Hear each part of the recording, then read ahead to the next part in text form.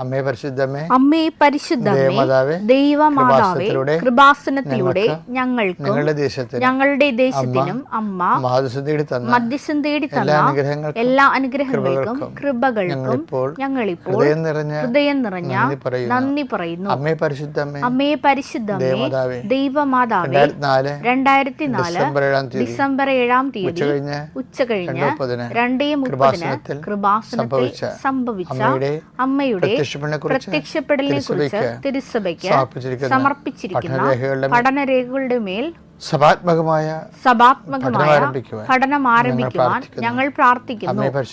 അമ്മേ പരിശുദ്ധമേ, ഭൂസ്വർ ലോകങ്ങളുടെ രാജ്ഞിയായ അങ്ങേയ്ക്ക് ഭൗമ സംരക്ഷണത്തിനായി പ്രപഞ്ച പ്രകൃതിയെ തന്നെ തിരുസഭ പ്രതിഷ്ഠിക്കുവാൻ ഈ പ്രത്യക്ഷീകരണം വഴി ഇടയാക്കണമേ. പരിശുദ്ധമേ, ജപമാല മാതാവേ, സകല കൃപാസനം പ്രാർത്ഥനകളോടും ചേർത്ത് ഞങ്ങളിപ്പോൾ പ്രാർത്ഥിക്കുന്ന ഈ കുടുംബത്തിന്റെ പ്രത്യേക നിയോഗം പറമക്കളെ,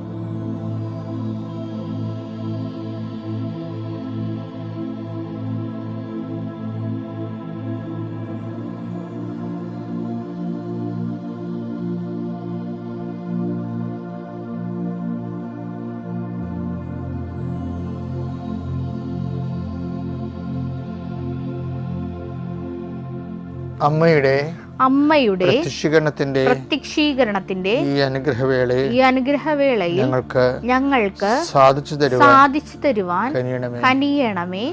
ആമേൻ. വിശ്വാസ പ്രമാണം. സർവശക്തനായ പിതാവും ആകാശത്തിന്റെയും ഭൂമിയുടെയും സൃഷ്ടാവുമായ ദൈവത്തിൽ ഞാൻ വിശ്വസിക്കുന്നു. അവിടുത്തെ ഏകപുത്രനും ഞങ്ങളുടെ കർത്താവുമായ ഈശോ മിശിഹായിലും ഞാൻ വിശ്വസിക്കുന്നു.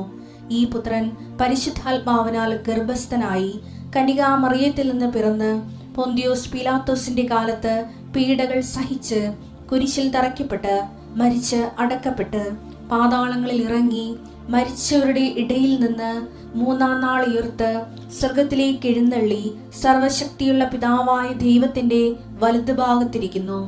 അവിടെ നിന്ന് ജീവിക്കുന്നവരെയും മരിച്ചവരെയും വിധിക്കുവാൻ വരുമെന്നും ഞാൻ വിശ്വസിക്കുന്നു. പരിശുദ്ധാത്മാവിലും ഞാൻ വിശ്വസിക്കുന്നു. വിശുദ്ധ കത്തോലിക്കാ സഭയിലും പുണ്യവാന്മാരുടെ ഐക്യത്തിലും പാപങ്ങളുടെ മോചനത്തിലും ശരീരത്തിന്റെ ഉയർപ്പിലും നിത്യമായ ജീവിതത്തിലും ഞാൻ വിശ്വസിക്കുന്നു. ആമേൻ. സ്വർഗ്ഗസ്ഥനായ ഞങ്ങളുടെ പിതാവേ, അങ്ങയുടെ നാമം പൂജിതമാകണമേ. അങ്ങയുടെ രാജ്യം വരണമേ. അങ്ങയുടെ തിരുമനസ് സ്വർഗത്തിലെ പോലെ ഭൂമിയിലും ആകണമേ. അന്നു വേണ്ടുന്ന ആഹാരം ഇന്ന് ഞങ്ങൾക്ക് തരണമേ. ഞങ്ങളോട് തെറ്റ് ചെയ്യുന്നവരോട് ഞങ്ങൾ ക്ഷമിക്കുന്നത് പോലെ ഞങ്ങളുടെ തെറ്റുകൾ ഞങ്ങളോടും ക്ഷമിക്കണമേ. ഞങ്ങളെ പ്രലോഭനത്തിൽ ഉൾപ്പെടുത്തരുതേ, തിന്മയിൽ ഞങ്ങൾ രക്ഷിക്കണമേ. ആമേൻ. നന്മ നിറഞ്ഞ മറിയമേ, സ്വസ്തി. കർത്താവ് അങ്ങയുടെ കൂടെ സ്ത്രീകളിൽ അങ്ങ് അനുഗ്രഹിക്കപ്പെട്ടവളാകുന്നു. അങ്ങയുടെ ഉദരത്തിൻ ഫലമായി ഈശോ അനുഗ്രഹിക്കപ്പെട്ടവനാകുന്നു.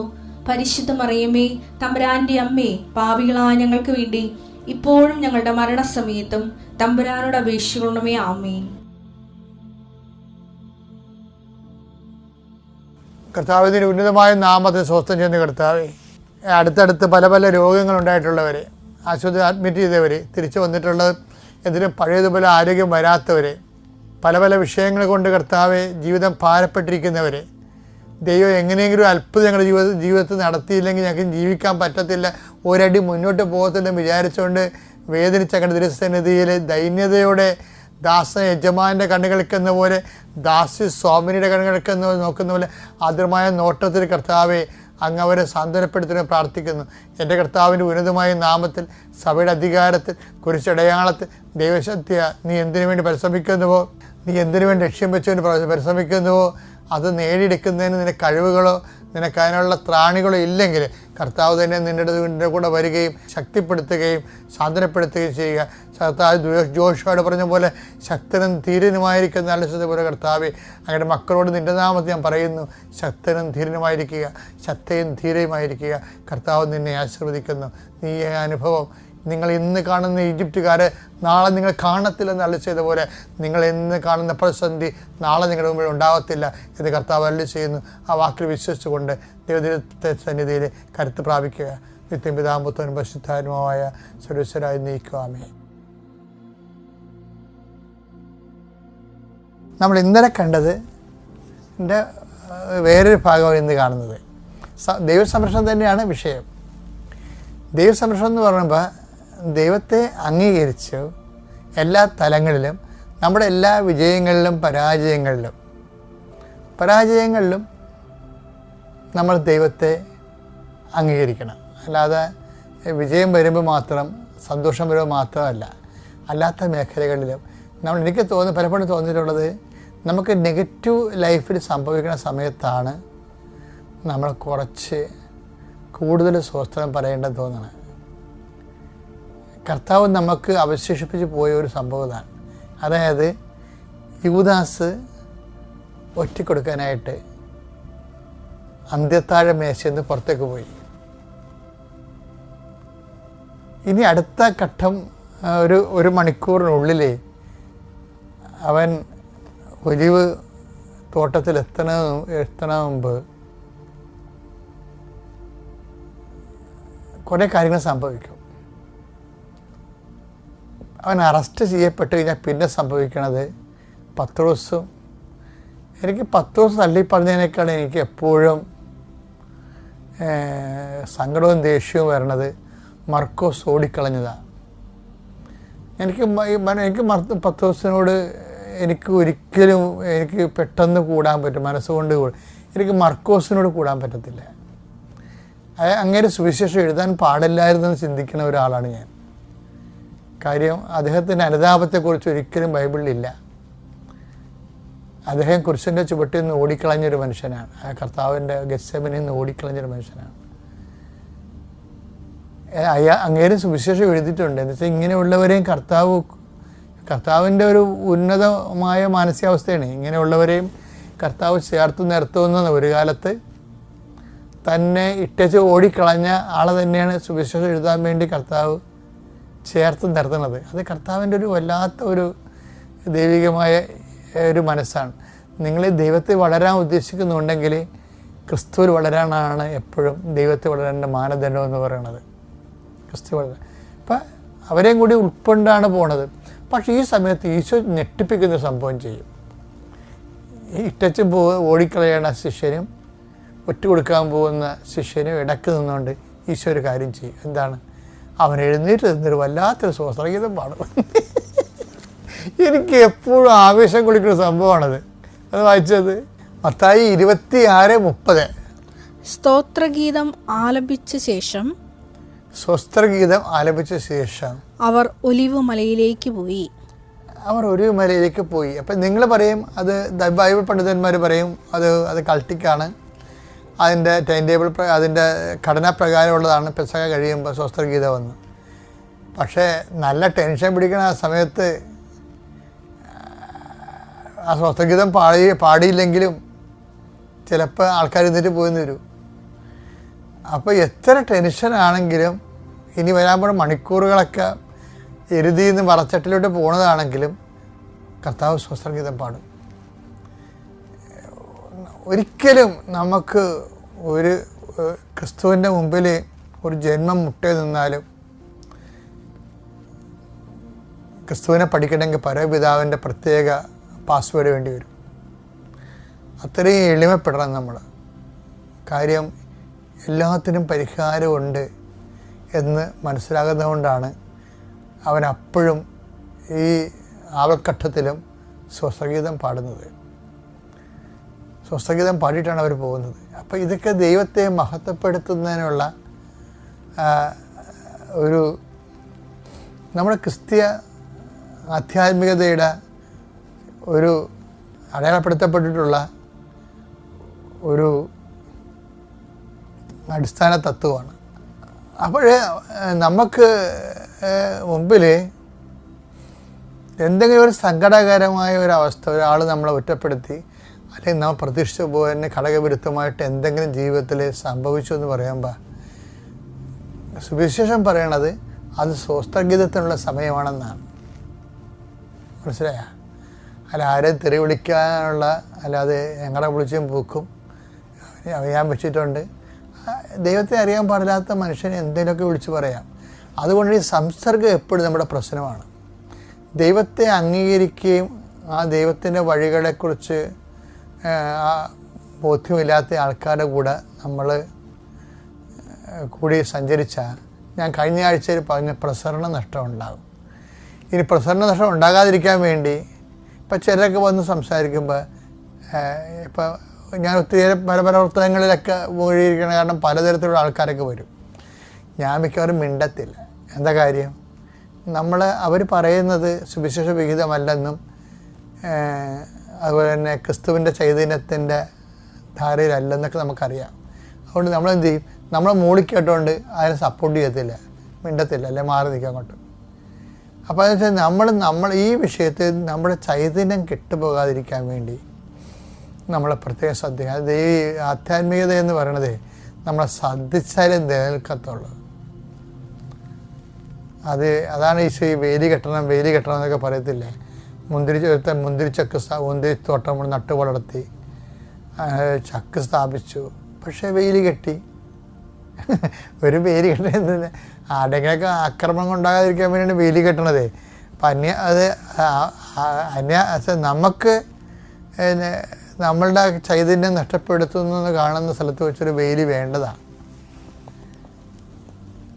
നമുക്ക് ദൈവത്തെയും കാണാവുന്ന ഒരു വേലി അപ്പോൾ നമ്മൾ സംരക്ഷിക്കുന്നുവെന്ന് മനസ്സിലാക്കിയ ദൈവം നമ്മളെ ആത്മാർത്ഥയെ മനസ്സിലാക്കിക്കൊണ്ട് ദൈവം നമ്മളെ സഹായിക്കും. ഞാൻ പറഞ്ഞ മനസ്സിലായില്ലേ? സ്വസ്ത്രഗീതം സഹനത്തിൻ്റെ സങ്കടത്തിൻ്റെ സമയത്ത് സ്വസ്ത്രഗീതം ആലപിക്കാൻ പഠിച്ചാൽ നീ ക്രിസ്ത്യാനി. നിയമത്തിലെ വാഗ്ദാന പേടകമായ പരിശുദ്ധ അമ്മ ജീവനോടെ പ്രത്യക്ഷപ്പെട്ട പരിശുദ്ധമായ ഈ അൾത്താരയിൽ വന്നു നിന്ന് സാക്ഷ്യം പറയുന്നതിനുള്ള കൃപ ലഭിച്ചതിനോർത്ത് എൻ്റെ ഈശോയ്ക്കും എൻ്റെ അമ്മ മാതാവിനും കൊടാനുകോടി നന്ദി പറയുന്നു. ഞാൻ ഹാൻസി ജിമ്മി ഗുജറാത്തിലെ അഹമ്മദാബാദിൽ നിന്ന് വരുന്നു. നാട്ടിൽ തൃശ്ശൂരാണ് വീട്. ഇത് എൻ്റെ ജീവിത പങ്കാളി ജിമ്മി. 2019 ഞാൻ ആദ്യമായി കൃപാസനം മാതാവിനെക്കുറിച്ച് കേൾക്കുന്നത്. എൻ്റെ ഭർത്താവിന് കമ്മ്യൂണിറ്റി അക്വയർഡ് ന്യൂമോണിയ ആയിരുന്നു. അത് വളരെ സീരിയസ് ആയിരുന്നു. എങ്കിലും ദേവമാതാവ് ഞങ്ങളെ രക്ഷിച്ച് വീട്ടിൽ വന്നു. അത് കഴിഞ്ഞിട്ട് ആൾക്ക് ഭയങ്കര ചുമ തുടങ്ങി. 2.5-3 മാസത്തോളമായിരുന്നു ചുമ. ഒരു ദിവസം എൻ്റെ ഒരു കൂട്ടുകാരി ഷൈനി എൻ്റെ വീട്ടിൽ വന്നിരുന്നു. അപ്പോൾ ഈ ചുമ കണ്ടിട്ട് അവൾ പറഞ്ഞു, കൃപാസനം മാതാവ് ഉണ്ട്, അവിടെ ലൈറ്റ് കാൻഡിൽ പ്രയറിട്ട് പ്രാർത്ഥിച്ചാൽ നിങ്ങൾക്ക് സുഖം പ്രാപിക്കാം എന്ന് പറഞ്ഞു. അപ്പോൾ ഞാൻ അതുപോലെ തന്നെ ലൈറ്റ് കാൻഡിൽ പ്രയറിട്ട് പ്രാർത്ഥിച്ചു. അതിനുശേഷം ഒരു 3-4 ദിവസം കഴിഞ്ഞപ്പോൾ എൻ്റെ ജീവിത പങ്കാളി വേറൊരു ഡോക്ടറെ കാണാനായിട്ട് പോയി. എന്നിട്ട് ആ ഡോക്ടറുടെ അടുത്ത് പോയി എല്ലാ ടെസ്റ്റുകളും കാര്യങ്ങളെല്ലാം ചെയ്ത് കഴിഞ്ഞപ്പോൾ എല്ലാ മരുന്നുകളും എല്ലാം വാങ്ങി വന്നു. അതിനുശേഷം അന്ന് രാത്രി തന്നെ മരുന്നുകളൊക്കെ കഴിക്കുന്നതിന് മുന്നേ തന്നെ സ്വിച്ച് ഓഫ് ചെയ്ത മാതിരി ആ ചുമ നിന്നുപോയി. ഇത് തീർച്ചയായും പരിശുദ്ധ അമ്മ വഴി എനിക്ക് ഈശോ തന്ന വലിയ അനുഗ്രഹമാണെന്ന് ഞാൻ വിശ്വസിക്കുന്നു. അതിനെ അമ്മ മാതാവിനും എൻ്റെ തിരുക്കുമാരനും കൊടാനുകോടി നന്ദി പറയുന്നു. അതുപോലെ തന്നെ ഒരു കാര്യം കൂടി ഞങ്ങൾക്കുണ്ടായി. ഞങ്ങൾ ഈ പനിയും ചുമയും അതെല്ലാം കാരണം, ന്യൂമോണിയ കാരണം ആൾ VRS എടുക്കാനായിട്ട് തീരുമാനിച്ചു. അന്നേരം ബാക്കി കാര്യം ഹസ്ബൻഡ് പറയും. 2019 അവസാനത്തോടു കൂടിയാണ് ഞാൻ എൻ്റെ VRS സമർപ്പിക്കുന്നത്. അപ്പോൾ ആ VRSൻ്റെ ഇതനുസരിച്ച് എനിക്ക് ഫെബ്രുവരി എൻഡോടുകൂടി എനിക്ക് അവിടുന്ന് റിലീവ് ആവേണ്ടതാണ്. പക്ഷേ ഞാൻ റീജിയണൽ ഓഫീസിലായിരുന്നതുകൊണ്ടും ഒരു ഡിപ്പാർട്ട്മെൻറ്റിൻ്റെ ഹെഡായിരുന്നതുകൊണ്ടും റീജിയണൽ മാനേജർ അതിന് പകരം എനിക്ക് മെമ്മോ ആണ് തന്നത്. അപ്പോൾ മെമ്മോയുടെ റിപ്ലൈയും അതിൻ്റെ ചാർജ് ഷീറ്റുമായിട്ട് ഈ എൻ്റെ VRS നീട്ടിക്കൊണ്ടുപോവുക എന്നുള്ളൊരു ഉദ്ദേശത്തോടു കൂടിയാണ് അയാളത് ചെയ്തത്. അങ്ങനെ തന്നെ ഞാൻ വീട്ടിൽ വന്നു കഴിഞ്ഞിട്ട് ഹാൻസിയോട് പറഞ്ഞു, ഇങ്ങനെയാണ് സംഭവം ഉണ്ടായിരിക്കുന്നത്, അതുകൊണ്ട് നീ മാതാവിനെ വിളിച്ച് പ്രാർത്ഥിക്കാൻ തുടങ്ങുക. അങ്ങനെ അവൾ ലൈറ്റ് ഓഫ് ക്യാൻഡിൽ ഇട്ടുകൊണ്ട് പ്രാർത്ഥിക്കാൻ തുടങ്ങി. ഞാൻ എൻ്റെ മെമ്മോൻ്റെ റിപ്ലൈ ഞാൻ കൊടുത്തെങ്കിൽ ഞാൻ പറഞ്ഞു, എനിക്ക് ഇത് ഇപ്പോഴും ഡൗട്ടാണ്, അവരെന്നെ റിലീവ് ചെയ്യുമെന്നുള്ളത്. നീ എൻ്റെ വളരെ ശക്തമായിട്ട് തന്നെ പ്രാർത്ഥന തുടരണമെന്ന് പറഞ്ഞു. അങ്ങനെ ഇരിക്കെ ഞാൻ എൻ്റെ മെമ്മോയ്ക്ക് റിപ്ലൈ കൊടുത്തു. ഒരു അത്ഭുതം എന്നതുപോലെ ഞങ്ങളുടെ റീജിയണൽ ഓഫീസിൻ്റെ മുകളിലുള്ള സോണൽ ഓഫീസിലെ സോണൽ മാനേജർ വിളിച്ച് റീജിയണൽ മാനേജരോട് പറയാണ്, ഈ മെമ്മോ നിങ്ങൾ ക്ലോസ് ചെയ്ത് ചാർജ് ഷീറ്റൊന്നും കൊടുക്കണ്ട, അതേ ദിവസം തന്നെ അവന് റിലീവ് ചെയ്യാൻ പറഞ്ഞു. അങ്ങനെ ഞാൻ ഫെബ്രുവരി 28 2020 റിലീവ് ആവുന്നത്. ആ സമയവും എനിക്ക് ഈ ലങ്സിൻ്റെ പ്രോബ്ലമൊക്കെ ഉള്ളതായിരുന്നു. അങ്ങനെ മാർച്ച് 2nd വീക്കിലാണ് ലോക്ക്ഡൗൺ തുടങ്ങുന്നത്. എനിക്ക് ആ VRS കിട്ടിയിരുന്നില്ലായിരുന്നുണ്ടെങ്കിൽ ഞാൻ ബാങ്കിൽ പോകുമായിരുന്നു. അതുമാതിരി തന്നെ ചിലപ്പോൾ ഇന്ന് ഈ സാക്ഷ്യം പറയാൻ ഞാനിവിടെ ജീവനോടെ ഉണ്ടാവാൻ ചാൻസ് ഇല്ല. അത്രയും സീരിയസ് ആയിരുന്നു ആ സമയത്തുള്ള കാര്യങ്ങളും എൻ്റെ അസുഖങ്ങളും. പക്ഷേ ദൈവമാതാവിൻ്റെ ഇടപെടലാണ് എന്നെ ഇന്ന് ജീവനോടെ ഈ സാക്ഷ്യം പറയാൻ ഇവിടെ നിർത്തിയിരിക്കുന്നത്. എനിക്ക് തന്ന എൻ്റെ ജീവിതത്തിലെ ഏറ്റവും വലിയ അനുഗ്രഹമായി ഞാനിതിനെ കാണുന്നു. ഇത് ഇങ്ങനെ ഒത്തിരി അനുഭവങ്ങൾ ലൈറ്റ് ക്യാൻഡിൽ പ്രെയർ വഴി എനിക്ക് ലഭിച്ചു. അപ്പോൾ എനിക്ക് തോന്നി, എൻ്റെ അമ്മ എൻ്റെ കൂടെയുണ്ട്, എനിക്ക് എന്തുകൊണ്ട് ഉടമ്പടി എടുത്തുകൂടാ? അങ്ങനെ ഞാൻ ഇവിടെ വന്ന് 2023 ഫെബ്രുവരി 18 ഞാൻ ഇവിടെ വന്ന് ഉടമ്പടി എടുക്കുകയും ഉടമ്പടിയിൽ ജീവിക്കാൻ തുടങ്ങുകയും ചെയ്തു. ഉടമ്പടിയിൽ എനിക്ക് ജീവിക്കുന്നതിന് ഞാൻ 19 മുതൽ തന്നെ ഉടമ്പടിയിലും അതിൽ തന്നെ എല്ലാ ദിവസവും പ്രാർത്ഥനകളും കുർബാനയും എല്ലാ കാര്യങ്ങളും ഞാൻ ചെയ്തിരുന്നു. അതുകൊണ്ട് എനിക്ക് അത്ര വലിയ ഒരു ഇതായിട്ട് തോന്നിയിരുന്നില്ല. വളരെ സന്തോഷകരമായൊരു ലൈഫ് പറയില്ലേ, സമാധാനമായിട്ടുള്ളൊരു ജീവിതമായിരുന്നു ഈ ഉടമ്പടിയിലെ ജീവിതം. അങ്ങനെ ഇരിക്കുമ്പോഴാണ് ഒരു ദിവസം ഹസ്ബൻഡിനെ ആനസിൻ്റെ അവിടെ ഒരു വേദന വന്നപ്പോൾ ഞങ്ങൾ ഡോക്ടറെ അടുത്ത് പോയി. ഡോക്ടർ പറഞ്ഞു, ഇതൊരു കുഴപ്പമില്ല, ഇത് ജസ്റ്റ് ഒരു ഫിഷർ എന്ന് പറഞ്ഞാൽ ഈ പൈൽസൊക്കെ മാതിരിയുള്ളൊരു വേറെ എന്തോ ആണ്, ഫിഷറാണെന്ന് പറഞ്ഞു. ഇതൊരാഴ്ച മരുന്ന് കഴിച്ചാൽ മാറിപ്പോക്കോളൂ എന്ന് പറഞ്ഞു. അങ്ങനെ ഞങ്ങൾ മരുന്ന് ഒക്കെ വാങ്ങി വീട്ടിൽ വന്നപ്പോൾ ആൾക്ക് വേദന ഡബിളാവുക ചെയ്തത്, വേദന കുറയല്ല ചെയ്തത്. ഒത്തിരി മരുന്നുകളുണ്ടായിരുന്നു. ആ മരുന്ന് പുരട്ടാനും കഴിക്കാനും എല്ലാതും കഴിച്ചു. വേദന എല്ലാ ദിവസവും കൂടി വന്നു. അങ്ങനെ ഞങ്ങൾ 5-6 ദിവസം ആയപ്പോഴേക്കും വേഗം ഒന്നും കൂടി കാണാൻ ചെന്നു. അപ്പോൾ പറഞ്ഞു, ഇത് നാളെ തന്നെ ഓപ്പറേഷൻ ചെയ്യണം, അത്രയും പ്രോബ്ലമാണെന്ന് പറഞ്ഞു. അപ്പോൾ ഞാൻ പെട്ടെന്ന് എനിക്കവിടെ ഇനി പ്രാർത്ഥിക്കാൻ ഇതിനൊന്നിനും സമയമില്ലാത്ത മാതിരിയായി. അപ്പോൾ ശരി, എന്നാൽ ഓപ്പറേഷൻ ഒരു ദിവസം കൂടി കഴിഞ്ഞിട്ട് ചെയ്യുകയാണെങ്കിൽ മകനുണ്ടാവും, ലീവ് ഉണ്ടാവും എന്നൊക്കെ പറഞ്ഞപ്പോൾ അതൊന്നും വേണ്ട, നാളെ തന്നെ ചെയ്താൽ മതി, ഞാനല്ലേ ഡോക്ടറല്ലേ ചെയ്യണേന്നൊക്കെ പറഞ്ഞു. പെട്ടെന്ന് തന്നെ ഓപ്പറേഷന് പോയി. പിറ്റേ ദിവസം തന്നെ ഓപ്പറേഷൻ ചെയ്തു. ഓപ്പറേഷൻ ചെയ്തപ്പോൾ ഞാൻ ഇങ്ങനെ പ്രാർത്ഥിച്ചുകൊണ്ടിരുന്നു, വൈദ്യനായ ഈശോയെ, നീ തന്നെ പോയി ഓപ്പറേഷൻ നടത്തി തരണമേ, അമ്മ മാതാവേ നീ കൂടെ നിൽക്കണമേ, യാതൊരു പ്രശ്നങ്ങളുമില്ലാതെ എല്ലാം ശരിയാക്കി തരണമേ എന്ന് പ്രാർത്ഥിച്ചുകൊണ്ടേയിരുന്നു. പറഞ്ഞ മാതിരി തന്നെ ആൾ ഓപ്പറേഷൻ കഴിഞ്ഞ് പുറത്ത് കൊണ്ടുവന്നു. ഡോക്ടർ പറഞ്ഞു ഭയങ്കര ഇൻഫെക്ഷൻ ആയിരിക്കുകയായിരുന്നു, പൈൽസ് ഉണ്ട്, ഫിഷറുണ്ട്, ഫിസ്റ്റോലിയുണ്ട്, എല്ലാ സാധനങ്ങളുമുണ്ട്, അതാകെ ഇൻഫെക്ഷനായി, ഇപ്പം തന്നെ ചെയ്തത് നിങ്ങളുടെ ഭാഗ്യമായി എന്നൊക്കെ പറഞ്ഞു. അത് കഴിഞ്ഞിട്ട് അവർ ബയോപ്സിക്കും എടുത്തിരുന്നു. ഓപ്പറേഷൻ കഴിഞ്ഞിട്ട് ആൾക്ക് ഒരു തരി പോലും വേദന എടുത്തില്ല. ഇരിക്കാനും നിൽക്കാനും കിടക്കാനും ഒന്നിനും ഒരു പ്രശ്നമില്ല. ഒരു ഓപ്പറേഷൻ കഴിഞ്ഞ ആളായിട്ടേ നമുക്ക് തോന്നിയില്ല. അതുപോലെയായിരുന്നു ഉണ്ടായിരുന്നത്. പിറ്റേ ദിവസം മുതൽ ഞങ്ങളിങ്ങനെ വെയിറ്റ് നോക്കിയപ്പോൾ ആൾക്ക് വെയിറ്റ് ലോസ്. പിറ്റേ ദിവസം നോക്കിയപ്പോൾ വീണ്ടും 1 കിലോ കൂടി കുറഞ്ഞിരിക്കുന്നു. അങ്ങനെ 3-4 ദിവസം അടുപ്പിച്ച് നോക്കുക, എല്ലാ ദിവസവും ഓരോ കിലോ വീതം ഇങ്ങനെ കുറഞ്ഞു പോകുന്നു. അപ്പോൾ എൻ്റെ വീട്ടിൽ ഓൾറെഡി 2 പേര് ക്യാൻസർ വന്ന് മരിച്ചിട്ടുണ്ട്, 2 ആങ്ങളമാർ. അതുകൊണ്ട് എനിക്ക് ഭയങ്കര ടെൻഷനായി. ഞാൻ ബയോപ്സി റിപ്പോർട്ട് വരുന്നത് വരെ നമ്മളിങ്ങനെ പ്രാർത്ഥിച്ചുകൊണ്ടിരുന്നു. ഞാൻ അമ്മയോട് പറഞ്ഞു, ഞങ്ങൾ ആ വർഷത്തിൽ അഖണ്ഡ ജപമാല റാലി കൂടിയിരുന്നു. അന്ന് ഞാനും എൻ്റെ അനിയത്തിയും നാത്തൂനും കൂടി പോയിട്ട് നിയോഗം വെച്ചത്, ഇനി ഞങ്ങളുടെ കുടുംബത്തിൽ ഒരാൾക്കും ക്യാൻസർ എന്ന അസുഖം വരരുതേ അമ്മേ എന്നായിരുന്നു ഞങ്ങളുടെ നിയോഗം.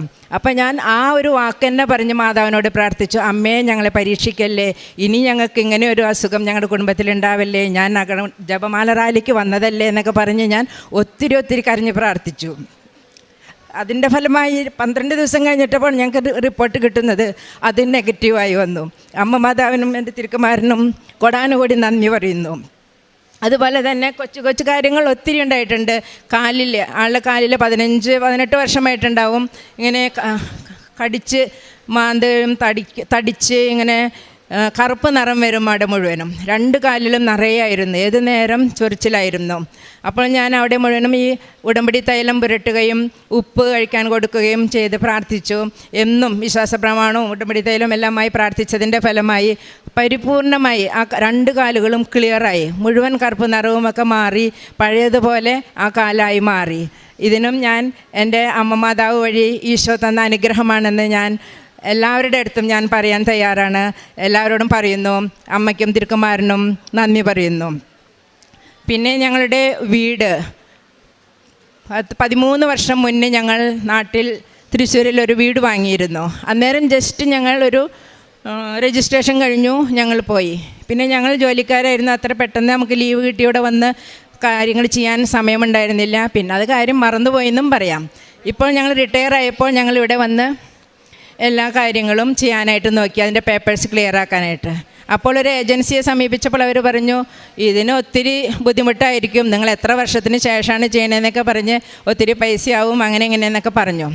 അപ്പോൾ ഞാൻ ഉടമ്പടി എടുത്തതല്ലേ, ഞാൻ പറഞ്ഞു നമുക്ക് ജനസേവന കേന്ദ്രം അങ്ങനെ എന്തൊക്കെ ഉണ്ടല്ലോ, അവിടെയൊക്കെ പോയി നമുക്ക് മാതാവിൻ്റെ ഉപ്പിട്ട് പ്രാർത്ഥിക്കാം, എന്നിട്ട് നോക്കട്ടെ, എന്നിട്ടൊക്കെ മതി ഏജൻസിയും ഇതൊക്കെ എന്ന് പറഞ്ഞ് ഞാൻ ധൈര്യമായി ഞാൻ ഓരോ ഓഫീസുകളിലും പോയി അവിടെയൊക്കെ ഞാൻ ഉപ്പും ഇട്ട് വിശ്വാസപ്രമാണം ചൊല്ലി ഞാൻ പ്രാർത്ഥിച്ചു. അതിൻ്റെ ഫലമായി വിതിൻ എത്രയോ കുറവ് ദിവസം, ഇവരൊക്കെ പറഞ്ഞ് 6 ദിവസം എടുക്കും ഈ ഒരു സർട്ടിഫിക്കറ്റ്. എന്തൊക്കെ സർട്ടിഫിക്കറ്റാണെന്ന് പറഞ്ഞാൽ കടബാധ്യത സർട്ടിഫിക്കറ്റ്, പൊസഷൻ സർട്ടിഫിക്കറ്റ്, ടാക്സുകളുടെ സർട്ടിഫിക്കറ്റ്, ബിൽഡിംഗ് സർട്ടിഫിക്കറ്റ്, പിന്നെ നമ്മുടെ പേരിലാക്കണം, ഇലക്ട്രിക് ബില്ല് പേരിലാക്കണം, വാട്ടർ, അങ്ങനെ ഒത്തിരി പേപ്പേഴ്സ് ഉണ്ടായിരുന്നു. അതെല്ലാതും നമ്മൾ പോകണോ ഏതോ ഓഫീസിൽ പോയോ അന്നേ ദിവസം തന്നെ അല്ലെങ്കിൽ പിറ്റേ ദിവസം മാക്സിമം എല്ലാ കാര്യങ്ങളും എനിക്ക് ശരിയായി കിട്ടി. അപ്പോൾ അത് ഞാൻ തീർച്ചയായിട്ടും ഞാൻ വിശ്വസിക്കുന്നു, ഇതൊക്കെ അമ്മ മാതാവിൻ്റെ സമയച്ചുരുക്കം എന്നൊരു അനുഗ്രഹം. അതായത് മാതാവ് എപ്പോഴും എന്നോട് കൂടെ ഉണ്ടായിരുന്നു, ഇപ്പോഴുമുണ്ട്. ആ ഒരു സന്തോഷം എനിക്ക് എപ്പോഴുമുണ്ട്. അതുപോലെ തന്നെ ഞങ്ങൾക്ക് അഹമ്മദാബാദിൽ 60 വർഷം പഴയ തറവാടുണ്ട്. അത് എൻ്റെ തറവാടായിരുന്നു. അപ്പച്ചൻ വാങ്ങിച്ച വീടാണ്. അത് ഭാഗത്തിൽ എനിക്കാണ് കിട്ടിയത്. അത് ഒത്തിരി പഴക്കമുള്ളതും ആ സമയത്ത് അപ്പച്ചൻ വാങ്ങിച്ച കാരണം അതിനൊരു പേപ്പേഴ്സും ഉണ്ടായിരുന്നില്ല. അതൊക്കെ എന്ന് പറഞ്ഞ് കഴിഞ്ഞാൽ അത് വിൽക്കാനും ആരും വാങ്ങിക്കാനും ആരും വരുന്നുണ്ടായിരുന്നില്ല. അങ്ങനെ ഞാൻ എൻ്റെ ഭാര്യ ആൻസി എന്നും ഉടമ്പടി പ്രാർത്ഥന ചെല്ലുമ്പോൾ ആ പ്രാർത്ഥനയിൽ ചെല്ലുമായിരുന്നു, ഈ ഉടമ്പടിയുടെ എൻ്റെ കുടുംബാംഗങ്ങളുടെയും ഇത് കേൾക്കണമെന്നുള്ളതാണ്. അപ്പം ഞാൻ വിചാരിച്ചു എന്തുകൊണ്ട് എനിക്ക് ഇതിൽ പങ്കാളിയായിക്കൂടാ. അങ്ങനെ തന്നെ ഞാൻ ഒരു ദിവസം ഇങ്ങനെ പ്രാർത്ഥിക്കുകയാണ്, ഇത് ശരിയാവാന്നുണ്ടെങ്കിൽ ഞാൻ ഈ വർഷത്തെ അഖണ്ഡ ജപമാലയിൽ ഒക്ടോബറിലെ മാതാവിൻ്റെ അഖണ്ഡ ജപമാലയിൽ പങ്കെടുക്കാം, മാതാവ് എൻ്റെ വീടൊന്ന് വേഗം വിറ്റു തരണമെന്നുള്ളത്. 15 ദിവസത്തിനുള്ളിൽ അത് വാങ്ങിക്കാൻ ആൾ വന്നു എന്നുള്ളതാണ്. അതുമാതിരി തന്നെ 60 വർഷമായിട്ട് അതിൻ്റെ പേപ്പറൊന്നും ക്ലിയർ ആവാതെ ഇരുന്നിരുന്ന പേപ്പറുകൾ 1 മാസത്തിനുള്ളിൽ എല്ലാ പേപ്പറും ക്ലിയർ ആവുകയും ഞാൻ വിചാരിച്ചേക്കാളൊക്കെ ഒത്തിരി വില കൂടുതലിന് ആ വീട് വിൽക്കുവാൻ എനിക്ക് സാധിച്ചു. അത് തീർച്ചയായിട്ടും അമ്മയുടെ ഇടപെടലാണ്, മാതാവിൻ്റെ ഇടപെടലാണ് എന്ന് ഞാൻ ശക്തമായി വിശ്വസിക്കുന്നു. ഇന്നും വിശുദ്ധ കുർബാനയിൽ പങ്കെടുക്കുന്നതിനും കുടുംബ പ്രാർത്ഥനയും അത് തന്നെ പ്രാധാന്യം കൊടുത്ത്, അല്ലെങ്കിൽ നമ്മൾ എന്തെങ്കിലും ഒരു ദിവസം എന്തെങ്കിലും ഫംഗ്ഷന് പോയി വന്നാൽ ഇന്ന് കുടുംബ പ്രാർത്ഥന വേണ്ട, അങ്ങനെയൊക്കെ ആയിരുന്നു പണ്ട്. പക്ഷേ ഇപ്പോൾ എവിടേക്ക് ഉണ്ടായാലും എത്ര ഗസ്റ്റ് വീട്ടിൽ വന്നാലും കുടുംബ പ്രാർത്ഥന ഞങ്ങൾ മുടക്കുന്നില്ല. കൊന്ത ചെല്ലാതെ ഒരു ദിവസം പോലും ഞങ്ങൾ ഉറങ്ങാറില്ല. കുടുംബ പ്രതിഷ്ഠയും അങ്ങനെ ഒത്തിരി പ്രാർത്ഥനയിൽ ഞങ്ങൾക്ക് കൂടുതൽ വളരുവാനായിട്ട് സാധിച്ചു. അത് 2 പേരും, ഞാൻ മാത്രമല്ല, ഞാൻ ആവശ്യപ്പെടാതെ തന്നെ എൻ്റെ ജീവിത പങ്കാളിയും എല്ലാ കാര്യങ്ങളിലും എന്നോട് കൂടെ പള്ളിയിൽ പോകാനും പ്രാർത്ഥനയ്ക്കും, ഞാൻ മറന്നാൽ പോലും ആളാണ് എന്നെ ഓർമ്മപ്പെടുത്തുക, ഇന്ന് പ്രാർത്ഥന ചൊല്ലിയോ, എല്ലാ കാര്യങ്ങൾക്കും എൻ്റെ കൂടെ എൻ്റെ ജീവിത പങ്കാളി വന്നതിൽ എനിക്ക് മാതാവിനോട് ഒത്തിരി നന്ദിയുണ്ട്. പിന്നെ ഞാൻ കാരുണ്യ പ്രവൃത്തികളായിട്ട് ചെയ്തത്, അവിടെ ഞങ്ങൾ ഗുജറാത്തിലെ സിവിൽ ഹോസ്പിറ്റൽ ക്യാൻസർ ഡിപ്പാർട്ട്മെൻറ്റിലെ കുട്ടികളുടെ മാത്രമായിട്ടുള്ളൊരു വിഭാഗമുണ്ട്. അതിൽ ഞങ്ങൾ കുറച്ച് പേര് കൂടി ഒരുമിച്ച് പോവും. എന്നിട്ട് അവിടെ കുട്ടികളെ വിസിറ്റ് ചെയ്യലും. അപ്പോൾ ഞാൻ ഓരോ കുട്ടികളോടും പ്രത്യേകം ചോദിക്കും, നിങ്ങൾക്ക് എന്താണ്, എവിടെയാണ്, എങ്ങനെയാണ് പ്രോബ്ലം, എങ്ങനെയുണ്ടായി, അങ്ങനെ ഓരോ കാര്യങ്ങൾ ഇങ്ങനെ ചോദിച്ചറിയും.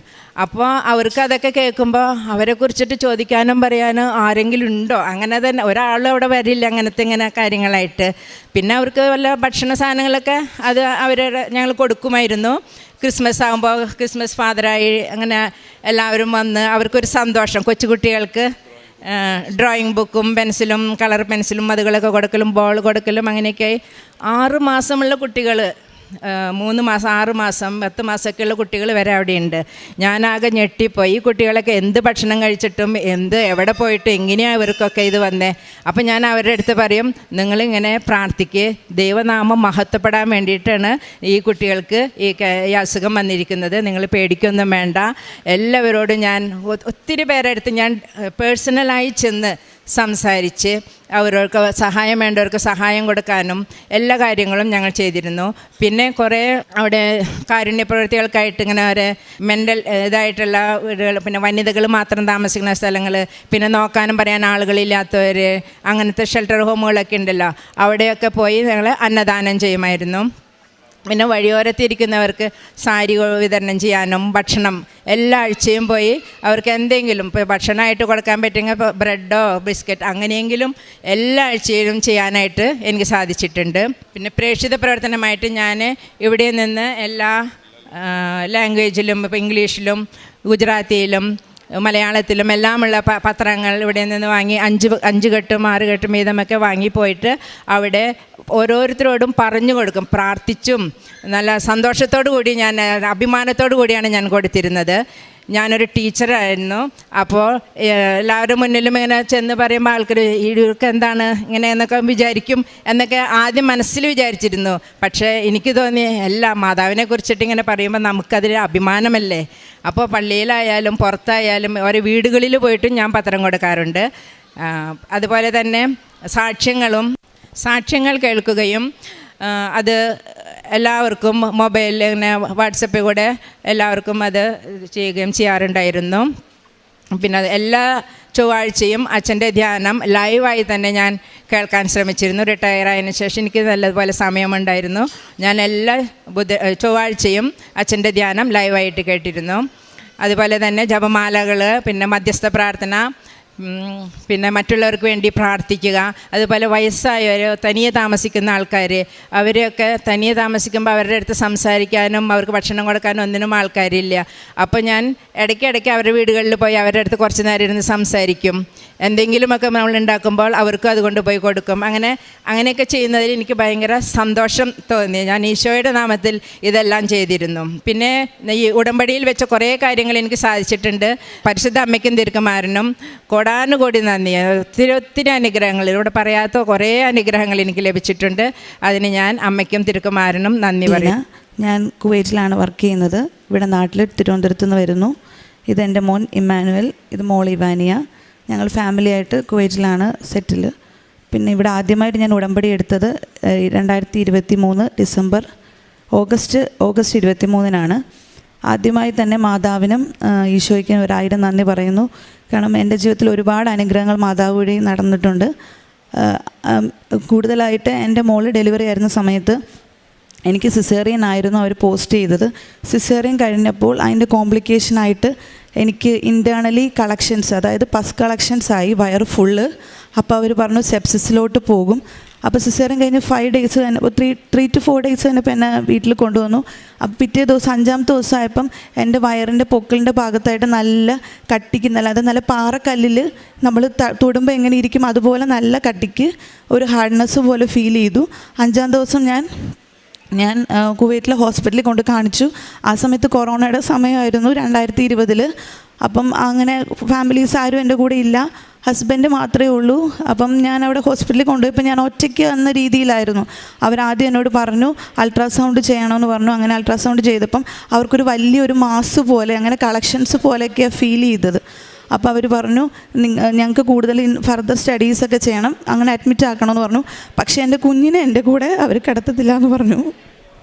അങ്ങനെ എൻ്റെ കുഞ്ഞിനെ ഞാൻ 5ാമത്തെ ദിവസം എൻ്റെ ഹസ്ബൻഡിനെ ഏൽപ്പിച്ചിട്ട് 1 മാസം ഞാൻ ഹോസ്പിറ്റലിൽ അഡ്മിറ്റായിരുന്നു. കുഞ്ഞിൻ്റെ അടുത്ത് പോലും ഇല്ലായിരുന്നു. അത് കഴിഞ്ഞിട്ട് ഞാൻ ഹോസ്പിറ്റലിൽ അഡ്മിറ്റായി. അപ്പോഴത്തേക്കും അവർ പറഞ്ഞു ഫസ്റ്റ് അവർക്ക് 2ാമത് സിസേറിയൻ സൈറ്റ് അവർക്ക് ഓപ്പൺ ചെയ്യണമെന്ന് പറഞ്ഞു. അപ്പോൾ അവർ പറഞ്ഞു, ഹസ്ബൻഡിനോട് പറഞ്ഞു കൺസെൻ്റൊക്കെ എടുത്തു 2ാമത് സിസേറിയൻ സൈറ്റ് ഓപ്പൺ ചെയ്യാനായിട്ട്. അപ്പോഴത്തേക്കും എൻ്റെ മമ്മിയും എൻ്റെ ഹസ്ബൻഡിൻ്റെ അമ്മയും ഇവിടെ വന്ന് ഉടമ്പടി ഓൾറെഡി എടുത്തിട്ടുണ്ടായിരുന്നു. അത് കാരണം മെയിൻലി രണ്ടാമതൊരു പെൺകുഞ്ഞുണ്ടാവണമെന്ന് കരുതി അവർ പറഞ്ഞ് ഉടമ്പടി എടുത്തതാണ്. അതിൻ്റെ ഫലമായി എനിക്ക് പെൺകുഞ്ഞ് തന്നെ ഉണ്ടായി. പക്ഷേ ആ കോംപ്ലിക്കേഷൻ വന്നു. അപ്പം ഹസ്ബൻഡിൻ്റെ അമ്മ അവരൊക്കെ പറഞ്ഞു ഇങ്ങനെ ഭയങ്കര സീരിയസ് ആണെങ്കിൽ എന്നെ നാട്ടിലോട്ട് എങ്ങനെയെങ്കിലും ജീവനോടെ അവളെ അങ്ങ് കൊണ്ടുവരാൻ പറഞ്ഞു. പക്ഷേ ആ സമയത്ത് കൊറോണ ആയതുകൊണ്ട് അവർ ഞങ്ങൾക്ക് ലീവ് തരുന്നില്ലായിരുന്നു. അപ്പോൾ അവരെന്നോട് പറഞ്ഞത് ഞങ്ങൾക്ക് നാട്ടിലോട്ട് അയക്കാൻ പറ്റത്തില്ല, ലീവ് തരത്തില്ല, നിങ്ങൾ ഇവിടുത്തെ ഹോസ്പിറ്റലിൽ തന്നെ കാണിക്കണമെന്ന് പറഞ്ഞു. അങ്ങനെ ഞാൻ ഓക്കെ ഒക്കെ കൊടുത്തു, കൺസെൻറ്റ് ചെയ്തു. അവർ രണ്ടാമത് സിസേറിയൻ സൈറ്റ് ഓപ്പൺ ചെയ്യാനായിട്ട് റെഡിയായി. അങ്ങനെ എന്നെ അഡ്മിറ്റ് ചെയ്തു. കൊറോണയൊക്കെ നെഗറ്റീവാണെന്ന് അറിഞ്ഞിട്ട് അവരെന്നോട് ഹോസ്പിറ്റലിൽ നിന്ന് അവരെന്നോട് പറഞ്ഞു നിങ്ങൾ വെയിറ്റ് ചെയ്യും, ഞങ്ങൾക്ക് കുറച്ച് ഫർദർ സ്റ്റഡീസൊക്കെ നടത്തണം, വേറെ ഒരു ഡിപ്പാർട്ട്മെൻറ്റിൽ പോയി അൾട്രാസൗണ്ടൊക്കെ ചെയ്യണമെന്ന് പറഞ്ഞു. കാരണം അവർക്ക് ഭയങ്കര സംശയമുണ്ട്. കാരണം സിസേറിയൻ ചെയ്തപ്പോൾ എന്തോ ഒരു പ്രശ്നം, അതായത് ഉള്ളിൽ എന്തൊക്കെയോ കളക്ഷൻസ് അങ്ങനെയെന്ന് പറഞ്ഞു. അപ്പം ഞങ്ങൾ ഓക്കെ പറഞ്ഞു, എല്ലാം റെഡിയാക്കി ഞങ്ങൾ സമ്മതം കൊടുത്തു. അത് കഴിഞ്ഞപ്പോൾ എൻ്റെ മമ്മിയാണെങ്കിൽ ഞാൻ വെക്കേഷന് കൊറോണയ്ക്ക് മുമ്പേ വന്ന സമയത്ത് എനിക്ക് ഇവിടെ നിന്ന് ഉടമ്പടി എടുത്തിട്ട് തന്ന തൈലം എൻ്റെ കയ്യിലുണ്ടായിരുന്നു. അപ്പം മോളുടെ ഡെലിവറി സമയത്ത് അവൾ ജനിച്ച ഉടൻ തന്നെ അവളുടെ തലയിൽ ഇങ്ങനെ പൂശാനായിട്ട് ഞാൻ ആ ബാഗിൽ ഇട്ടിട്ടുണ്ടായിരുന്നു. തിരിച്ച് ആ ബാഗ് തന്നെയാണ് ബാക്കി സാധനങ്ങളെല്ലാം കൂടെ എടുത്തിട്ട് ഞാൻ 5ാമത്തെ ദിവസം ഹോസ്പിറ്റലിൽ അഡ്മിറ്റ് ആയത്. അപ്പം ഞാനിങ്ങനെ എൻ്റെ അടുത്ത് വന്ന സിസ്റ്ററിനോട് പറഞ്ഞു. അപ്പോൾ എനിക്ക് ഭയങ്കര പനിയെന്ന് പറഞ്ഞാൽ ഞാൻ നിന്ന് വിറയ്ക്കും, ആ ബെഡ് ഉൾപ്പെടെ ഷേക്ക് ചെയ്യുന്ന രീതിയിൽ. അതായത് സെയിം ടൈമിൽ എനിക്ക് പനി വരും. ഇന്ന് 10 മണിക്ക് വന്നു കഴിഞ്ഞാൽ അതേപോലെ അടുത്ത 10 മണിക്ക്, അങ്ങനെ 4 ഹവറിൽ കണ്ടിന്യൂസ് ആ സെയിം ടൈമിൽ എനിക്ക് പനിക്കും. കാരണം അപ്പം അത്രയ്ക്ക് ഇൻഫെക്ഷൻ ആയിരുന്നു എനിക്ക്. അപ്പം ഞാനാണെങ്കിൽ ആ മമ്മി തന്ന ഉടമ്പടി തൈലം ആ സിസ്റ്ററിനെ കൊണ്ട് എൻ്റെ ബാഗിൽ നിന്ന് ഞാൻ എടുപ്പിച്ച് ആരോടും പറയാതെ ഞാൻ എൻ്റെ സിസേറിയൻ സൈറ്റിൽ ആ ഒരു കുപ്പി ഫുള്ള് ആ തൈലം മൊത്തം എടുത്ത് ഞാൻ പുരട്ടിയിട്ട് ഞാൻ എൻ്റെ പനിയുടെ മരുന്നൊക്കെ എടുത്തിട്ട് 2 hours ഞാൻ അവിടെ വെയിറ്റ് ചെയ്ത് ഞാൻ കിടന്നു. അപ്പോൾ ഇത്തിരി പനിയൊക്കെ താന്നപ്പം പെട്ടെന്ന് എനിക്ക് എന്തോ എഴുന്നേൽക്കണമെന്ന് ഒരു തോന്നൽ പോലെ. അങ്ങനെ ഞാൻ എഴുന്നേറ്റ് ഞാനിങ്ങനെ അവിടെ നിന്നിട്ട് ഞാൻ സിസ്റ്ററിനോട് സിസ്റ്റർ എനിക്കിന്ന് ബാത്റൂമിലൊന്ന് പോകണമെന്ന് പോലെ തോന്നുന്നു എന്ന് പറഞ്ഞു. പക്ഷെ അപ്പം ഞാൻ ചെന്ന് ആ ബാത്റൂമിലോട്ട് പോകുമ്പോഴായിട്ട് അവിടെ നിന്ന് ബാത്റൂമിൻ്റെ ഫ്രണ്ടിലെത്തിയതേ ഉള്ളൂ. ആ സമയത്ത് പെട്ടെന്ന് എൻ്റെ സിസേറിയൻ സൈറ്റിൻ്റെ ലെഫ്റ്റ് സൈഡിൽ ഒരു ബൾജിങ് പോലെ ഈ എണ്ണ പുരട്ടിയതിന് ശേഷം ആ ബൾജിങ് വന്ന് ആ സിസേറിയൻ സൈറ്റ് തനിയെ ഓപ്പണായി. ലെഫ്റ്റ് സൈഡിൽ കുറച്ച് ഭാഗം ഓപ്പൺ ആയിട്ട് എൻ്റെ ഉള്ളിലുണ്ടായിരുന്ന കളക്ഷൻസ് ഫുൾ പുറത്തോട്ട് ഇങ്ങനെ ചീറ്റി ഇവിടെ ഇങ്ങനെ പസ് കളക്ഷൻ ഫുള്ള് വന്നു. അപ്പോൾ ആ സിസ്റ്റേഴ്സൊക്കെ പറഞ്ഞു അയ്യോ ഞങ്ങൾക്ക് ഇതൊരു മിറാക്കിളായിട്ടാണ് തോന്നുന്നത്. കാരണം ഇങ്ങനെ ഒരു 2ാമത് സിസേറിയൻ സൈറ്റ് അത് ഓപ്പൺ ചെയ്ത് അവർ ഡ്രെയിൻ ഇട്ടിട്ട് വേണം ആ കളക്ഷൻസ് അവർക്ക് പുറത്തോട്ട് എടുക്കാനായിട്ട്. പക്ഷേ ഇത് തനിയെ ഓപ്പണായി. അപ്പം അതെനിക്ക് ഉറപ്പുണ്ട്. കാരണം ഞാൻ ആ തൈലം പുരട്ടിയതിന് ശേഷം മാതാവ് അവിടെ പ്രവർത്തിച്ച അത്ഭുതമാണത്. അല്ലെങ്കിൽ ആ സൈറ്റ് അവിടെ തനിയെ ഓപ്പൺ ആവത്തില്ല. ആ സൈറ്റ് ഓപ്പണായി കുറേ കളക്ഷൻസ് ഫുള്ള് പുറത്ത് വന്നു. പിന്നെ അവരെന്നെ അവിടെ അഡ്മിറ്റാക്കി 1 month 29 ദിവസം അതിൻ്റെ തലേന്ന് അവർ റീസൂച്ചർ ചെയ്തു, സൈറ്റെല്ലാം ക്ലിയർ ചെയ്തു, ഇൻഫെക്ഷനൊന്നും ഇല്ലയെന്ന് കരുതി വൂണ്ട് ക്ലീനായിട്ട് അവരെന്നെ റീസൂച്ചർ പിന്നെയും ചെയ്തു എന്നെ വീട്ടിലോട്ട് അയച്ചു. കറക്റ്റ് 30ാമത്തെ ദിവസം ഞാൻ എൻ്റെ കുഞ്ഞിനെ വീട്ടിൽ വന്ന് കണ്ടു. അതാണ് എനിക്ക് ഏറ്റവും വലിയ അനുഗ്രഹം പറയാനുള്ളത്. പിന്നെ എൻ്റെ മോനാണെങ്കിൽ ഞാൻ ഈ കൃപാസനത്തെ പറ്റി അറിയുന്നത് 2018 ഈ ഓൺലൈൻ വഴിയാണ് ഞാൻ കൃപാസനത്തെ അറിയുന്നത്. അന്നേരം ഞാൻ ക്യാൻഡിൽ ലൈറ്റ് പ്രയർ റിക്വസ്റ്റാണ് മെയിൻലി ഞാൻ ചെയ്തത്. അത് മോൻ ജനിച്ചപ്പോൾ തന്നെ അവന് മിൽക്ക് അലർജി ആയിരുന്നു. അപ്പം ജനിച്ച ഒരു മാസമൊക്കെ കഴിഞ്ഞപ്പോഴത്തേക്ക് അവന് ബോഡി ഫുള്ള് റാഷസ് ആയിട്ട് ഈ ഹൈപ്പർ സെൻസിറ്റിവിറ്റി പോലെ ഭയങ്കര അലർജിക് റിയാക്ഷനായി. അപ്പോൾ 2-3 ഹോസ്പിറ്റലിൽ ഞങ്ങളവിടെ കൊണ്ടുപോയി. അപ്പോൾ അവർ കുറേ ഇഞ്ചക്ഷൻസൊക്കെ കൊടുത്തു. അപ്പോൾ എന്നിട്ട് ഫൈനലി അവർ പറഞ്ഞു എൻ്റെ മോനിന് പാലിൻ്റെ ഉൽപ്പന്നങ്ങളോ ഒന്നും അവന് പറ്റത്തില്ല. അപ്പോൾ അതിൻ്റെയൊക്കെ ഫലമായി ഞങ്ങൾ പറഞ്ഞു ഓക്കെ. അതിൻ്റെയൊക്കെ ഫലമായി അവന് കുറച്ച് ഹൈപ്പോ കാൽസ്യമി അങ്ങനെയൊക്കെ കുറേ കോംപ്ലിക്കേഷൻസൊക്കെ വന്നു. പിന്നെ ഒരു 3 year ആയി. അത് 2015 അവൻ ജനിക്കുന്നു. 2018 കൃപാസനത്തെ പറ്റി ഞാൻ അറിയുന്നത്. പ്രയർ റിക്വസ്റ്റ് കൊടുത്തു. ആ 2018 പ്രയർ റിക്വസ്റ്റ് കൊടുത്തു. ഒരു 2 ആഴ്ച കഴിഞ്ഞപ്പോഴത്തേക്കും ഞാൻ ഫസ്റ്റ് ആ ഡോക്ടർ പറഞ്ഞു ഒരു 3 to 4 years ഒക്കെ ആകുമ്പോൾ ചിലപ്പോൾ മാറുമായിരിക്കും, പക്ഷേ ഹോപ്പില്ല, ഒന്ന് ട്രൈ ചെയ്ത് നോക്കും. അപ്പോൾ ഞാൻ പ്രയർ റിക്വസ്റ്റ് കൊടുത്തതിൻ്റെ പേരിൽ ഞാനൊന്ന് നോക്കാമെന്ന് കരുതി. ഫസ്റ്റ് ഞാൻ കൃപാസനത്തിൽ കൊടുത്ത പ്രയർ റിക്വസ്റ്റ്. അപ്പം ഞാനൊരു കുറച്ച് പാലെടുത്ത് അവനൊന്ന് കാച്ചി ഒന്ന് ഡൈല്യൂട്ട് ചെയ്തൊക്കെ ഒന്ന് കൊടുത്തു നോക്കി. പെട്ടെന്നൊന്നും കണ്ടില്ല. പിന്നെ ഞാൻ കുറച്ച് ക്വാണ്ടിറ്റി കൂട്ടി ഇങ്ങനെ കൊടുത്തു നോക്കിയപ്പോൾ അങ്ങനെ പാലിൻ്റെ അലർജി അവനില്ല. പിന്നെ പാലിൻ്റെ പ്രോഡക്റ്റ്സ് ഇങ്ങനെ ഓരോന്ന് കുറച്ച് അങ്ങനെ ഓരോ പ്രോഡക്റ്റ്സ് കൊടുത്തു, ചീസ് അങ്ങനെയൊക്കെ കൊടുത്തപ്പോൾ അവന് കംപ്ലീറ്റ്ലി ആ അലർജി മൊത്തത്തിൽ മാറി. മിൽക്ക് അലർജിയേ ഇല്ല. ഇപ്പോൾ 9 വയസ്സ് 8 മാസമായി.